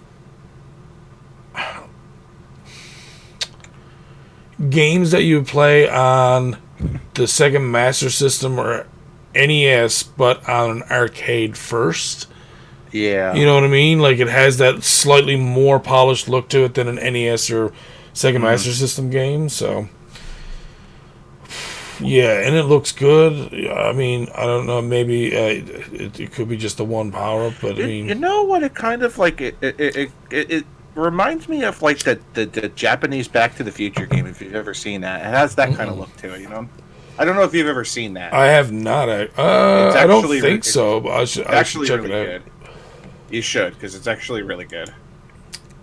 It's in RetroQuest, so... Just saying. There you go.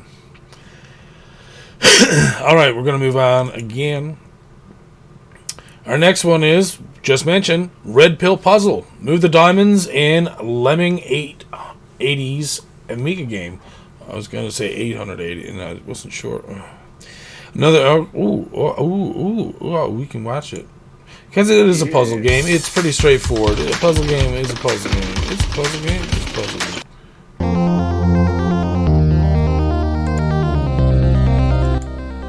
Sorry if I hurt anyone's ears. Deadly Star Lady, please.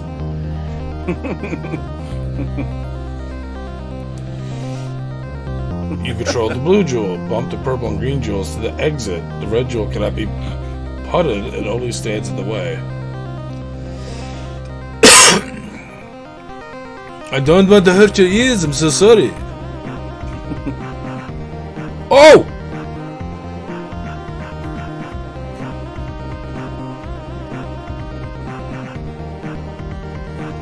Now I gotta turn the sound on. I don't even care how long this video is. This is a bumping soundtrack. Oh, damn! If this is like this while you're playing, shit. Oh, so good. Okay, but now we gotta get to gameplay. Oh, okay. Beat me to it. Alright, okay. Right? Exactly. That's what I was thinking the whole time. The cracks that you used to get for games back in the day would always have, like... Oh, dude. Oh. So if you... Wait, I thought you said you couldn't push the red ones. What? I am Confucian. Keep going around, we'll go down. Yes. Up. Where you going?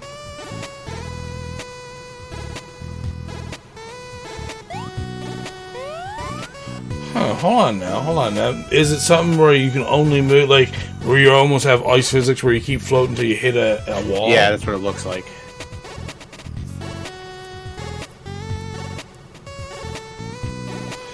Ah, okay. Yeah, that makes more sense. Okay, now that makes more sense. I was like, what? What are you doing? But, okay, so the idea is that the red one's in the way, and you can't. I think by what I'm understanding is that you can't put the red one into the thing because they're actively avoiding that. Okay, came back. All right, so that's actually a lot cooler than I expected. That's a really cool puzzle game. I like that. Mm-hmm. Very nice. God damn it! I want a fucking Amiga. Alright. Tiny Little Slug, a charming platformer by Slamming Explorer. or Explorer A, Explorer, is finally here. Now, we looked at this before, and it was basic as basic when we first seen it. So now I am done. This is a platformer. This is also for the Amiga. Big freaking surprise. I have been given something, and I have to try to figure out how to avoid showing it off on the stream.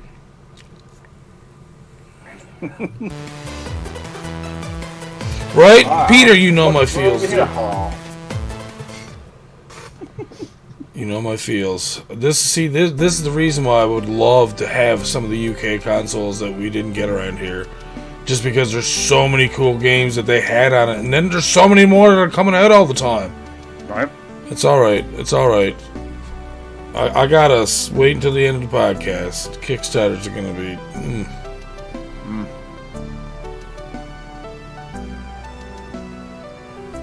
Okay. Tunes isn't too bad.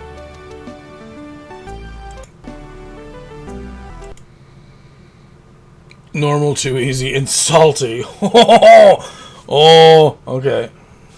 Is this... Okay. Wait, is this the one that we saw before? Yeah, dude. Yeah, it's like the actual working one? Mm-hmm. Oh.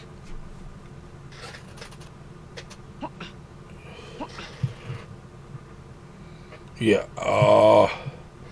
This is going to be fun. Okay, getting the gameplay now. Oh.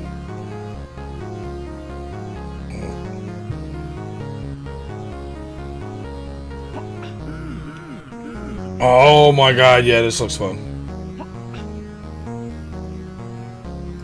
It definitely looks a lot better than when it started. Yeah.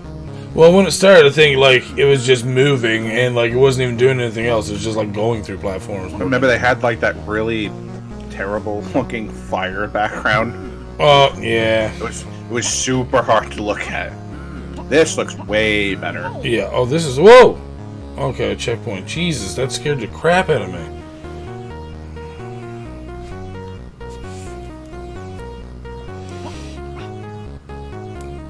Yeah, okay, there's some crazy mechanics and physics to this. But it looks super fun as it's like a puzzle platformer for those who can't see. I would suggest go looking for the Commodore Amiga Tiny Little Slug video on YouTube. Saberman actually has it on his channel, so anytime we talk about any of this stuff, there's a good chance that Saberman has probably played it on his channel on YouTube. So probably like 99%. Yeah. Oh, okay, yeah, no, that looks fun. Jesus. Okay. Up next, a game that some of us are probably familiar with, Tapper. Tapper, yeah. Arcade beer drinking classic appears on the Amiga. My birthday's coming soon. with the Budweiser logo still in the background. Oh God, yes. So I don't think much has to be said about Tapper. We're going to watch the video just so we can see how well it looks on the Amiga. It looks like it's actually fantastic, so big surprise.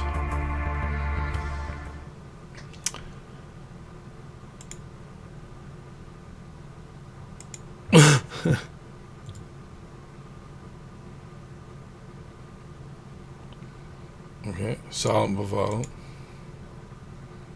Oh, there's no sound? I don't know if Saberman just didn't put sound in it or not, or... Oh, wow, yeah, it looks nice, though. Yeah, that's Tapper for you. Oh, yeah, it does. Holy crap. Oh, God, oh, God. Oh, Lord. Whoa, yeah, I forgot about all that. Woo.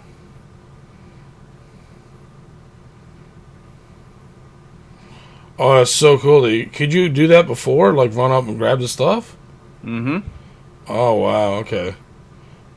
Oh, my God. Yeah, okay. I've seen Tapper. I haven't played much of it, but it looks like it would be fun and aggravating.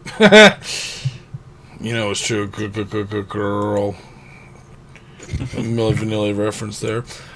Something I just wanted to mention, actually, real quickly, that they put here was Command & Conquer Remastered Collection. Will be released June 5th on Steam and Origin. Yep. So, for anyone out there who's into CNC, yeah. Yeah, actually, I saw a little bit about this, that they actually took all of the cutscenes out of the Command and redid them all. Mm-hmm. So it's going to have, like, instead of having, like, the old choppy FMV sequences that you would have had in your old Command & Conquer, it's going to have completely new recorded FMV for it. So remasters pretty good. Of both Command & Conquer Tiberian Dawn and Command & Conquer Red Alert, with Covert Ops, Counter-Strike, and Aftermath bundled into one remastered collection. Oh. Again, Command & Conquer is one of those tactical. And you can play this in 4K. Really not good at, so. The only one I was ever like even halfway decent at was StarCraft, so Command & Conquer kind of passed me over. Oh, okay. So you'll be playing in 4K without any microtransactions, rebuilt graphics and textures, legacy and modernized graphics, a 7-hour soundtrack remastered by Frank Klepacki, a revamped UI with updated controls, and finally a new map editor with new multiplayer modes supporting a great online experience. So, yeah. Else, buddy. And Peter. Oh, geez. Yeah, yep. Got the boys going there now. Its release date is June 5th of 2020, and it's only $19.99. Oh, wow. If I was good at the game, I'd probably buy it. So that's a steal. For those of you guys who are like big into Command & Conquer, getting the remastered version for only $20, woof, it's pretty good. Our next game here is Boss Machine. You might be enjoying this one. It's an awesome Amiga shoot 'em up. Fucking Amiga, man. What it's good for. Absolutely everything. Oh, turn on the sound. Oh.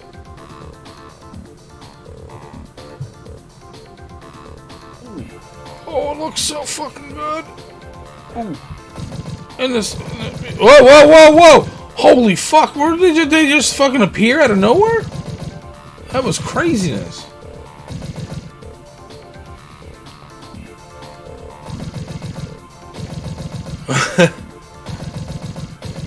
I'm telling you, DMP, once you see everything, like, when we go to Indie Retro News, they have so many, like, old, like, consoles and stuff, like Amiga, Commodore 64 and stuff like that. And there's actually a shoot 'em up dev kit thing competition that they're doing right now. Or there's going to be so many shoot 'em ups coming up soon. So if you're into that, yeah, just keep watching podcasts, all kinds of shoot 'em ups all the time, because I know Scott loves it. I got so excited the other day. I go to my Twitter and I saw Sarah Jane Avery followed me. Yeah, because I keep every time she releases something, I mention you every time. I'm so excited! Oh my god! What?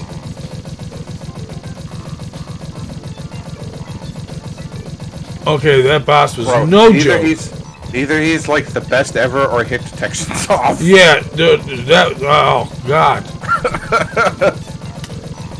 I'm going to put my money on hit detections off. I don't know. So far, like, everything else looks legit as fuck. It was that one, like, super burst that it started out with that was just like, what? Oh, right there it kind of looks.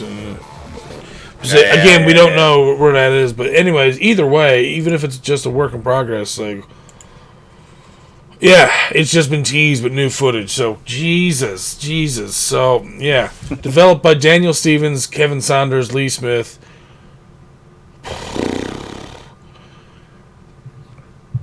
Yeah, no, that looks really good. Imagine when that's actually fully released, right? Yeah, I know, right? What up, M4? Holy crap. Get an Amiga. Oh, Scott. Oh, Stefan. Tetris Championship Edition, a brilliant mod of the classic Tetris 2 on the ZX Spectrum. Interesting. Yeah. I will say that Tetris 2 really wasn't one of my favorites, but no, this is ZX Spectrum. This is definitely different. It's definitely a lot different than the original Tetris. There are a lot more pieces than there used to be. There are disjointed pieces. Yeah. That's the other thing too. It's a lot different than the original Tetris because you have to deal with like a couple. I think there's like 4 extra Tetraminos that on some of like the 4 new ones are like I think they're all disjointed. So this one apparently features a new scoring system, new colors, and more. One of the most popular games of all time was a tall match. Blah, blah, blah. That's we all know about Tetris. Yep. Let's have a quick watch though. 17 minutes. No, we're not gonna watch all of it. Just go dry. Much as I would sit and watch 17 minutes of Tetris, I don't think anybody has. Okay, I gotta hear this song. Interest in Tetris, but I do.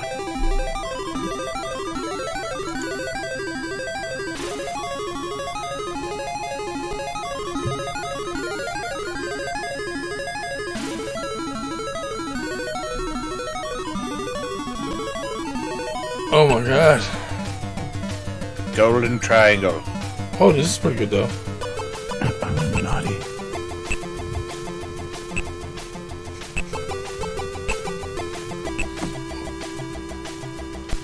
Okay, now we gotta get into playtime. Playtime. Oh! Okay, now the music's great. That title was a bit like wonky for a second, but this is great.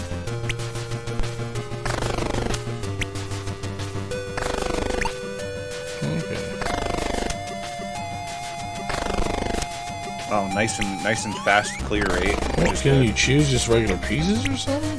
So far, it looks like it's all regular pieces on this one. He had 7 pieces on, so it's he turned on the 7-piece option, so it's going to be the original 7 Tetraminos. Sounds delicious. I would eat a whole bowl of Tetraminos right now if you had them all.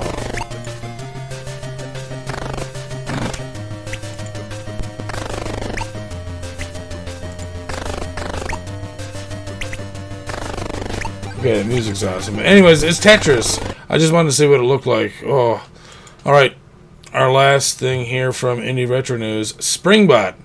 Great game released for the ZX Spectrum by Andy Farrell. Okay. Alright, Springbot only requires a 48K Speccy, but rest assured not only is the game a ton of fun, but as commented about a feedback to the video, it's both a simple but very polished collect-em-up and has beautiful graphics. Certainly not one to miss in this very drab day. Ooh. Is it like booble blobble boo? Is it like yes?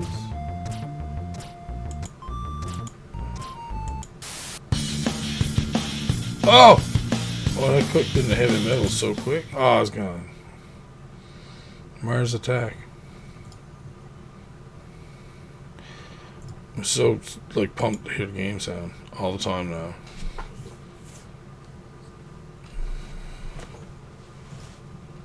Oh. Alright. Whoop.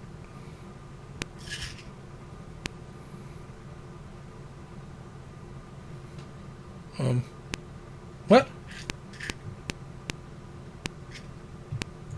It seems like it's another one that doesn't have sound, unfortunately.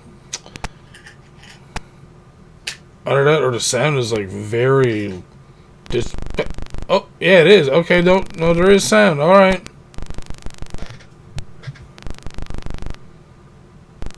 It's some limited ass sound though, but I guess sometimes you have to do that for ZX Spectrum. I'm not sure. Okay, so it's almost like a platforming puzzle game where you just keep collecting all the gems on screen. Mm-hmm. And then you just, exit? Oh god, you almost got electrocuted, sir.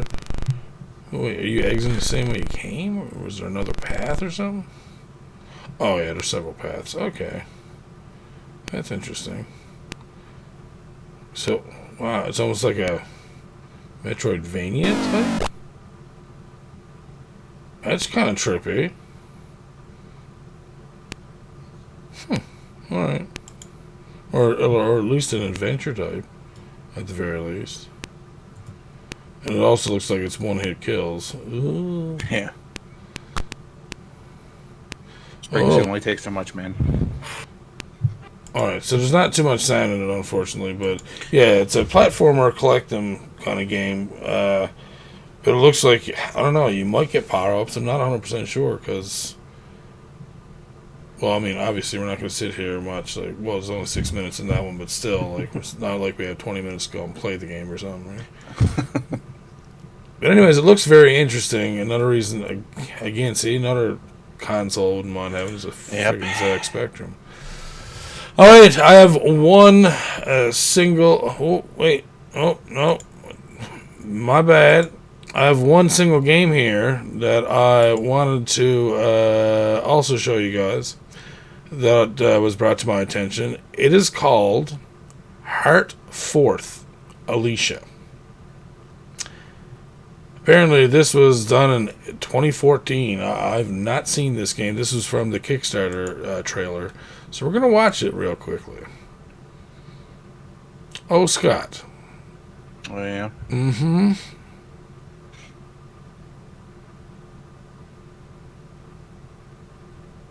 Oh. And so the spirit of light cursed them never. Oh, we're watching and on it lies the village of wizards named Brini. Oh. My bad. Many years Sound. ago, the wizards took the power of the island for themselves. And so the spirit of light cursed them never to have children again. Today begins the trial of the last two wizards of the bloodline, Alicia and Hestra. But the coming of age ceremony has stopped. One of the wizards has been killed by the spirit. The children run away, but the spirit takes a hold of Hestra and uses him to throw Alicia off the edge of the island. Whoa. But this is not how Alicia's story ends. It begins with a fire.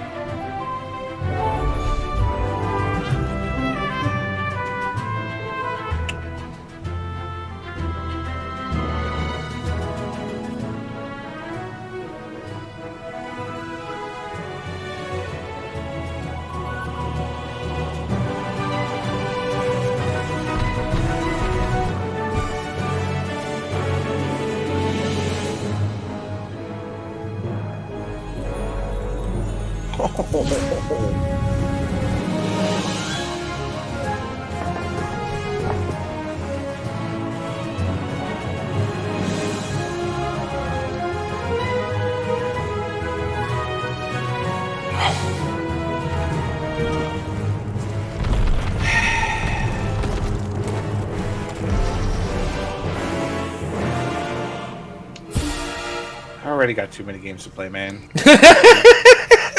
Why do you do this to me?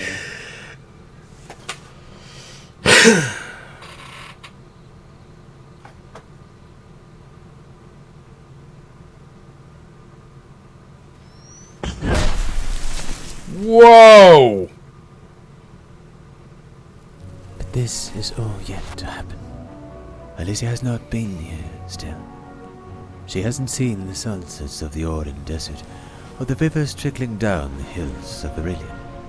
She hasn't yet fallen down the waterfall, and it is still midday back home. Perhaps Hestra turned around and asked her something, but she doesn't reply. She's being quiet for a moment. It's just a feeling, but maybe she can sense the presence of a woman.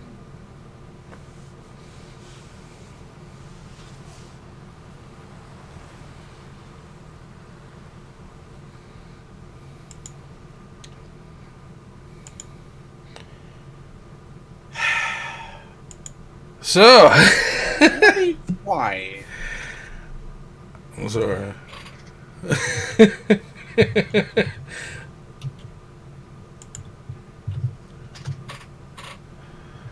Man, just you do these sort of things. So I'm going to move on to another game we got here. It's called Paper Beast, which is coming out this month. And we have a video to watch for it, Scott. Alright. Hoi, hoi, hoi, hoi, hoi, hoi. PlayStation. Oh, whoa, virtual reality. Whoa, whoa, okay.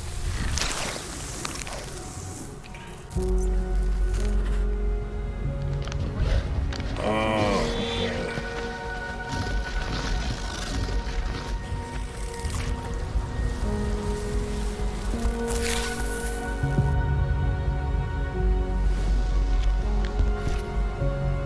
No.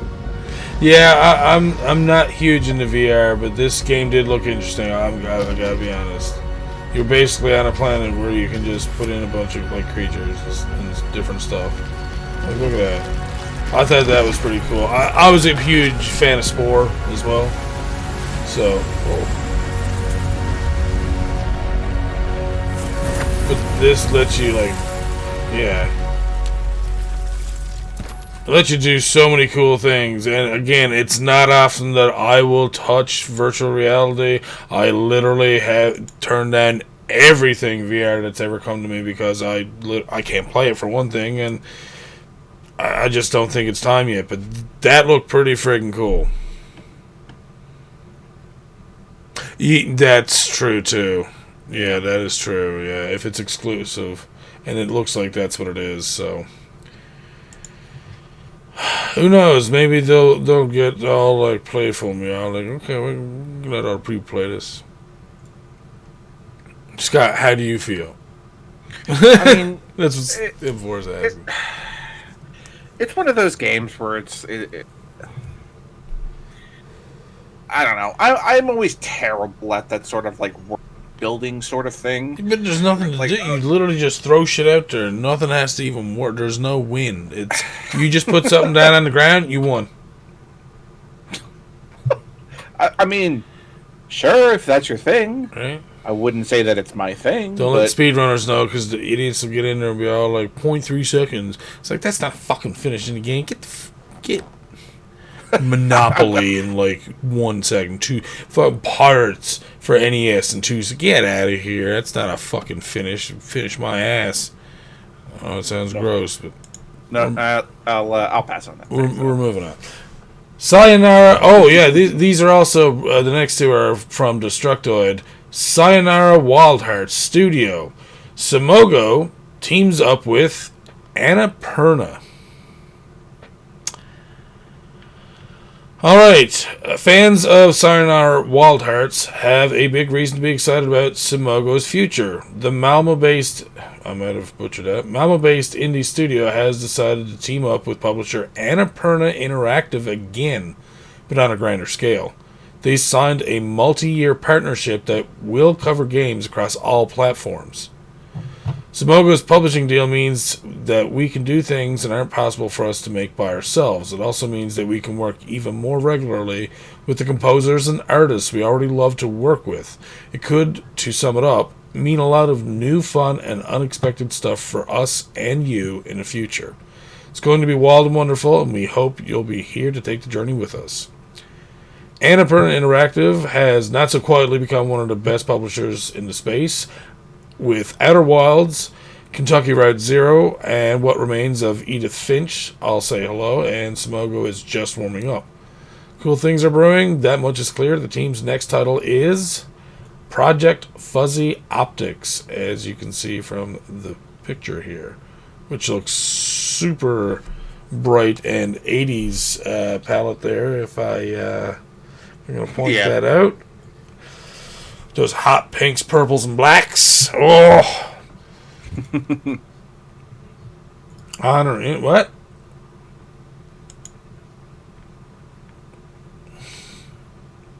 Sounds like an acid trip. Anyways, I don't know what info is going on. Next thing we have here is Cyberpunk Scrapper Neon City of Riders hits PC and consoles today. Yeah. Alright, so we're going to watch the trailer for Neon City Riders, because that's just, you'll see. Use of tobacco. Oh, I'm sorry. Yeah, we don't. We're not too worried. Yeah, we're not big on those tobacco products.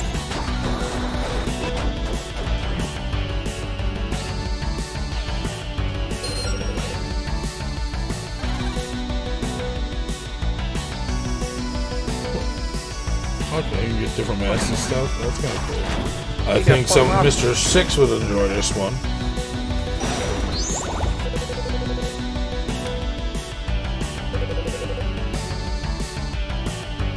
Man, the soundtrack is bumping too, yeah.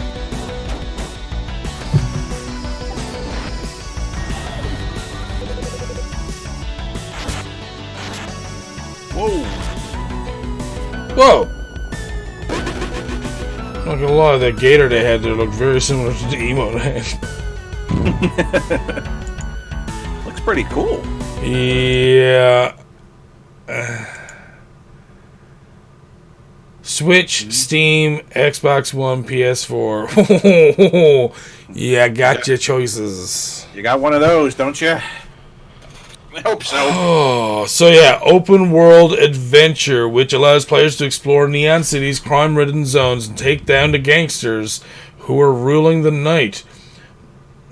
What? Daubed? I've never seen that word before. I got it. Daubed in an 80s, 90s gaming aesthetic with a soundtrack to match. Rick battles through each area, unlocking abilities, recruiting sidekicks, learning new powers, and taking down boss characters, all culminating in one of a selection of endings. Oh, multiple endings! Oh, that's also good news. Oh, it looks so good. So it's like almost like a top 10 beat 'em up? Yeah, kind of. I like it. All right, we have two more articles here. They are from IndieGamesPlus.com. First one being Dandy Dungeon developer offers free game with newsletter subscription. Wacky, extremely charming games developer Onion Games wants you to sign up to their likely captivating email magazine and are offering a free new game to entice you. I don't know much about it except the game is called Romeo and Juliet. Maybe that's a nod to the game development love story of Dandy Dungeon? Strange affairs that inform the delightfully surreal Million Onion Hotel, a game I played for hours and yet probably still couldn't explain to you, or a tangent to the dangerous fowl that rampaged through Blackbird. Maybe it's one of those things. All I know is that Onion Games makes some wonderfully silly, insightful stuff, and they're willing to give it to you for free if you sign up for their magazine, which will also likely be cute and funny and interesting. Not seeing any downsides here. Sounds pretty good. Free games for an email magazine subscription. Right? Seems pretty good. I like a bingo dabber. Alright, our next one here is Reggie, an ancient epic, fights for family in a striking vision of past India. So, stunning sights await you as you help the title heroine of Reggie and an ancient epic find her brother, hopefully untangling you both from the divine war you've become mired in. The game draws from Indian epics like the... Oh god, dude, don't go doing this to me. Like the Mahabharata and the Ramayana to shape a story and world vision that is wonderful to take in. As I saw for myself at PAX East this year, colossal statues and images of the gods and mythological figures of India laid among the ruins I explored with Reggie, our heroine, as I sought her brother. I had previously wondered why the game showed the heroine at a distance when it had a focus on action, but this viewpoint gives you an incredible sense of scope to the landscapes and artwork within it. The architecture, statues loom so large and powerful from this viewpoint that it encourages a sense of well-deserved awe as you explore. Let's have a look at this game, shall we? Okay, she has a little brother. Whoa, taken by big-ass giants. Holy shit. What in the... Man chicken? Jesus.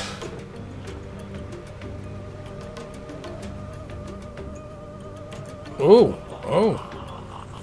Look at that bow style. Oh shit. Okay, and she's fighting the dudes too. Oh, alright. So basically she's got a lightsaber staff. Cool. This kind of feels like Prince of Persia? Like Prince of Persia meets Diablo meets God of War? Fuck. Oh my god. This is what I feel like. Prince Persia You kill all the big dudes. Oh, Shadow of the Colossus. Shadow of the Colossus, thank you. Jesus.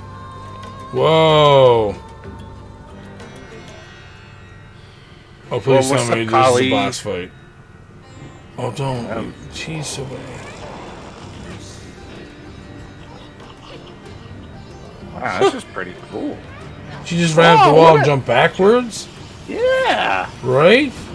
That's pretty neat. Yeah. Huh. Alright. I could dig that. Right? So, man. So many good games. And now we're getting to the Kickstarters. The end of the podcast. But Kickstarters, baby. Ooh, ooh. Alright. See if they're going to load. Okay, cool. Alright, well, we are starting out... Oh, okay. We are starting out with Help Will Come Tomorrow. They are looking for 16,546. They are at 16,617, so they just met their goal. They have 7 more days to go, so they can still get back to more. And let's watch this trailer. Let's turn it down, though.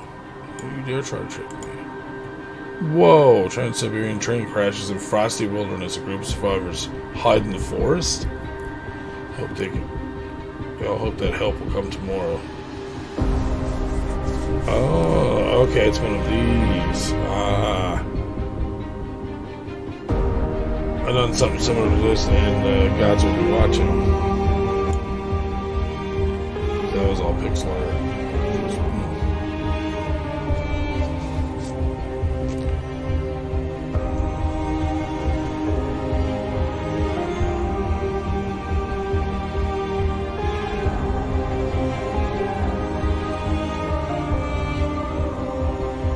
Kind of like a everybody needs to survive sort of thing.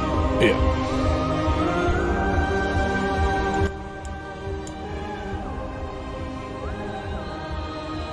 Your leg, your business.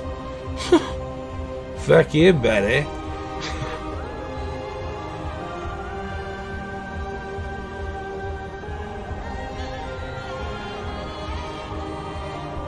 Huh.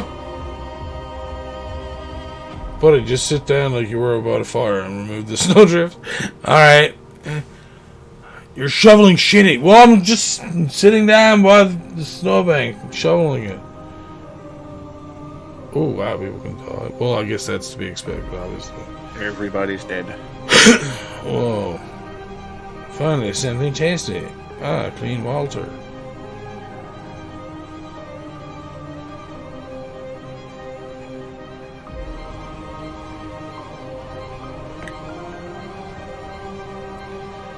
So yeah, they went out there and played Catan. What's that? They went out there and played Settlers of Catan.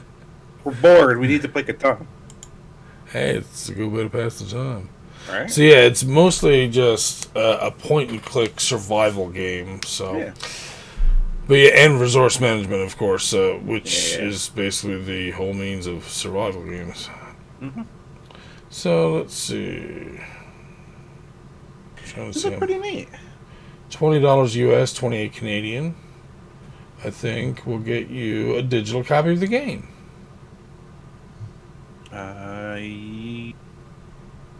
A digital copy of the game, yes, $20. Yeah, it looks quite nice. The art style is very nice, but I don't know if it's something I would personally play, but I think that there would be people who would enjoy playing this for sure. So yeah, absolutely. Yeah, it's definitely like outside of the genre things that I'm good with, but it definitely looked nice. So oh yeah, they're all hand drawn too. I figured that. Mm-hmm.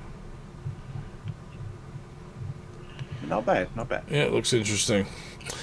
All right, our next one is called Flea, and it's a new NES game. Oh, yeah? They're looking for $7,073. They're at $12,104. It's going to be done. Oh, they're making it. 16 days to go. Oh, baby. Ooh, baby. I haven't seen Six Slick for forever. He must have been, like, lurking away. Alright, we gotta watch this, because this is gonna be a new NES game. Let's turn this down. Hold on. Oh, whoa. Oh god. Oh god. Oh no. No. This is going to. I don't get me wrong. I want to play it, but this looks like I would be so aggravated. Oh, they have a lot of cool characters, but it's like a difficult platformer. Hi, I hope you enjoyed that trailer. I did enjoy your trailer, sir. Enjoy that beard too. I think it's a bit for you guys, so you can have it in. Replaces this with a transparent diorama of goofy. What? Okay, so you probably, I don't know if you had the sound on or not, Scott, but basically he's saying he's going to replace the styrofoam that's on the bottom that would normally be underneath your NES game in the box with that little diorama. No kidding. That is fucking awesome. Neat. Oh, how much is a physical? Physical copy to get the physical NES cart with the game. Full box edition is $65. $89. Oh, Yeah. I understand. I love you, but Yep. it hurts my. Meh. Yeah. Oh, yeah. No, otherwise, It's a little pain. But they look pretty neat. You can actually get just, if you're looking for just the digital copy as a ROM file, yeah, it's only $7. $9 for us, yeah. So $9 for, say, quote unquote Steam. That's not bad. So I mean, yeah, that's cool. To get the ROM files only $9. That's not too bad. And to get just a physical cart, it's $54. Oh, yeah. 90, like basically $90 for the. Yeah, so the physical cart, just the physical cart for the game is $39 American. You get the cart, the digital ROM file, the instructions PDF, and your name in the instructions. $65 for the physical box instructions, NES cart with the game dust sleeve, the original ROM, all that stuff. You can get a 3. So it's, what did I say it was? It was $65. You can actually get 3 physical copies of it for $142. Yeah, so here's the thing, Scott. If you pledge $71 Canadian, the early bird full physical edition, that you would have saved yourself $18. No longer available because 50 backers. And this is fold out poster, name and instructions, digital ROM file, all that good stuff. Then, if you got into for the $177 one, which apparently there was only 20, and they're all gone, you got the physical box, and it would be signed. The physical instructions also signed. Physical NES card with the game and dust sleeve, both signed. 3D printed resin cast Flea scene paperweight as a polystyrene replacement.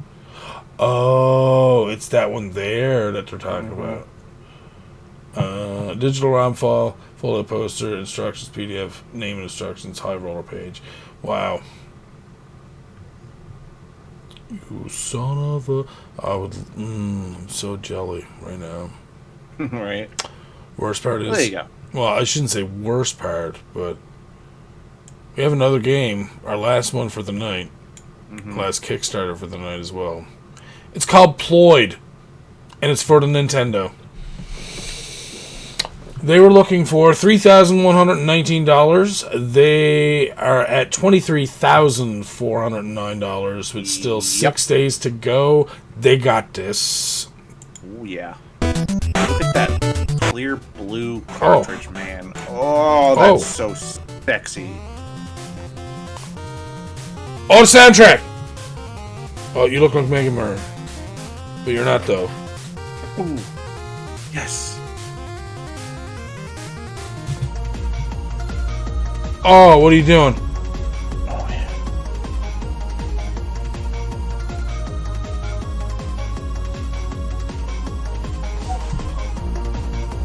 Oh my god, this fucking sound.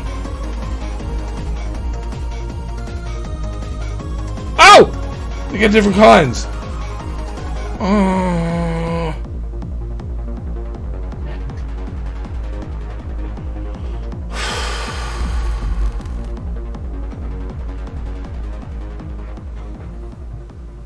Nape Games. I'm gonna have to go link you up and see what else you've done, because you're making me want to touch myself so much right now. That soundtrack alone, my God. Oh, alright, so... Oh, God. Yep.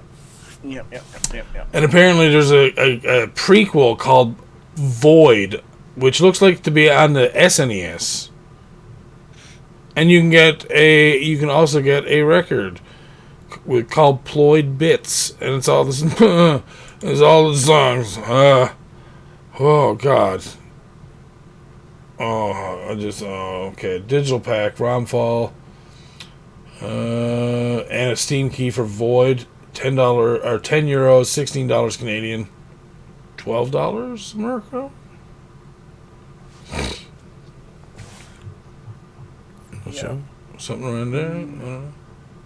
Anyways, Retro Pack, $86. You get a physical copy of Ploid for the NES, which includes the cartridge, instruction booklet, box, dust sleeve, special card with Void game, Steam key, a ROM file, instruction booklet, PDF version, digital Nape Games Artworks PDF version, and a special KS wallpaper.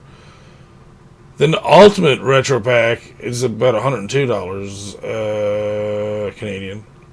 Get a physical copy of Ploid Ultimate Retro Pack for the NES. Includes the cartridge, booklet, box, sleeve, special card with Void game Steam key, a dual poster, a game map, a physical soundtrack. Oh my God! A ROM file, instruction booklet, digital soundtrack as well. Jesus, boys. Yeah, unfortunately, the gold case limited to 05 already. And then there's $188. You also get the Uchusen, which is the Uchusen cartridge, instruction booklet, box, and dust sleeve. So apparently 2 games.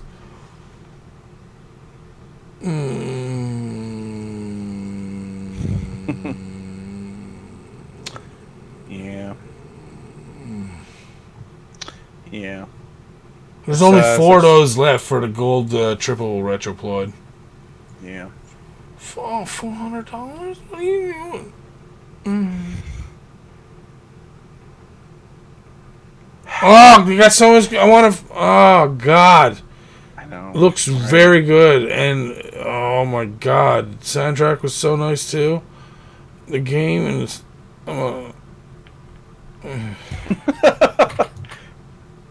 What? What does Steve always say? Hands above the desk. Okay.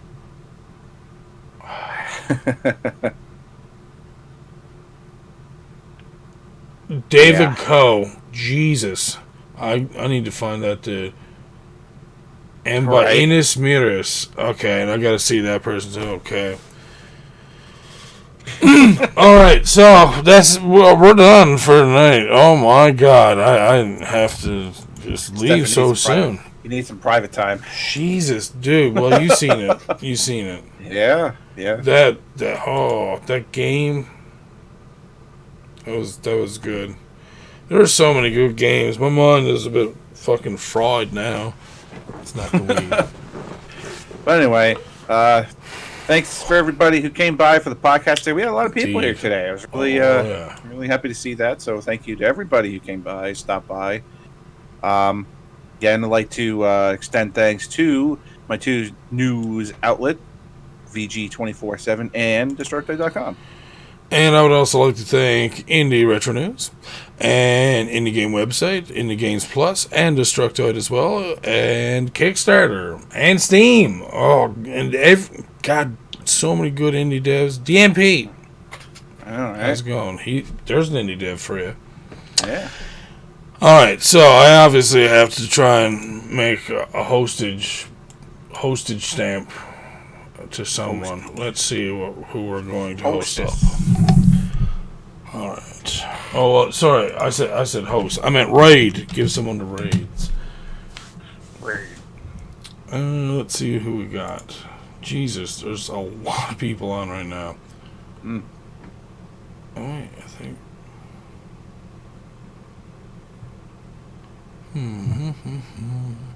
We got Tetris, the absolute Grandmaster 2 plus. Ooh. Jesus. Ooh. All right.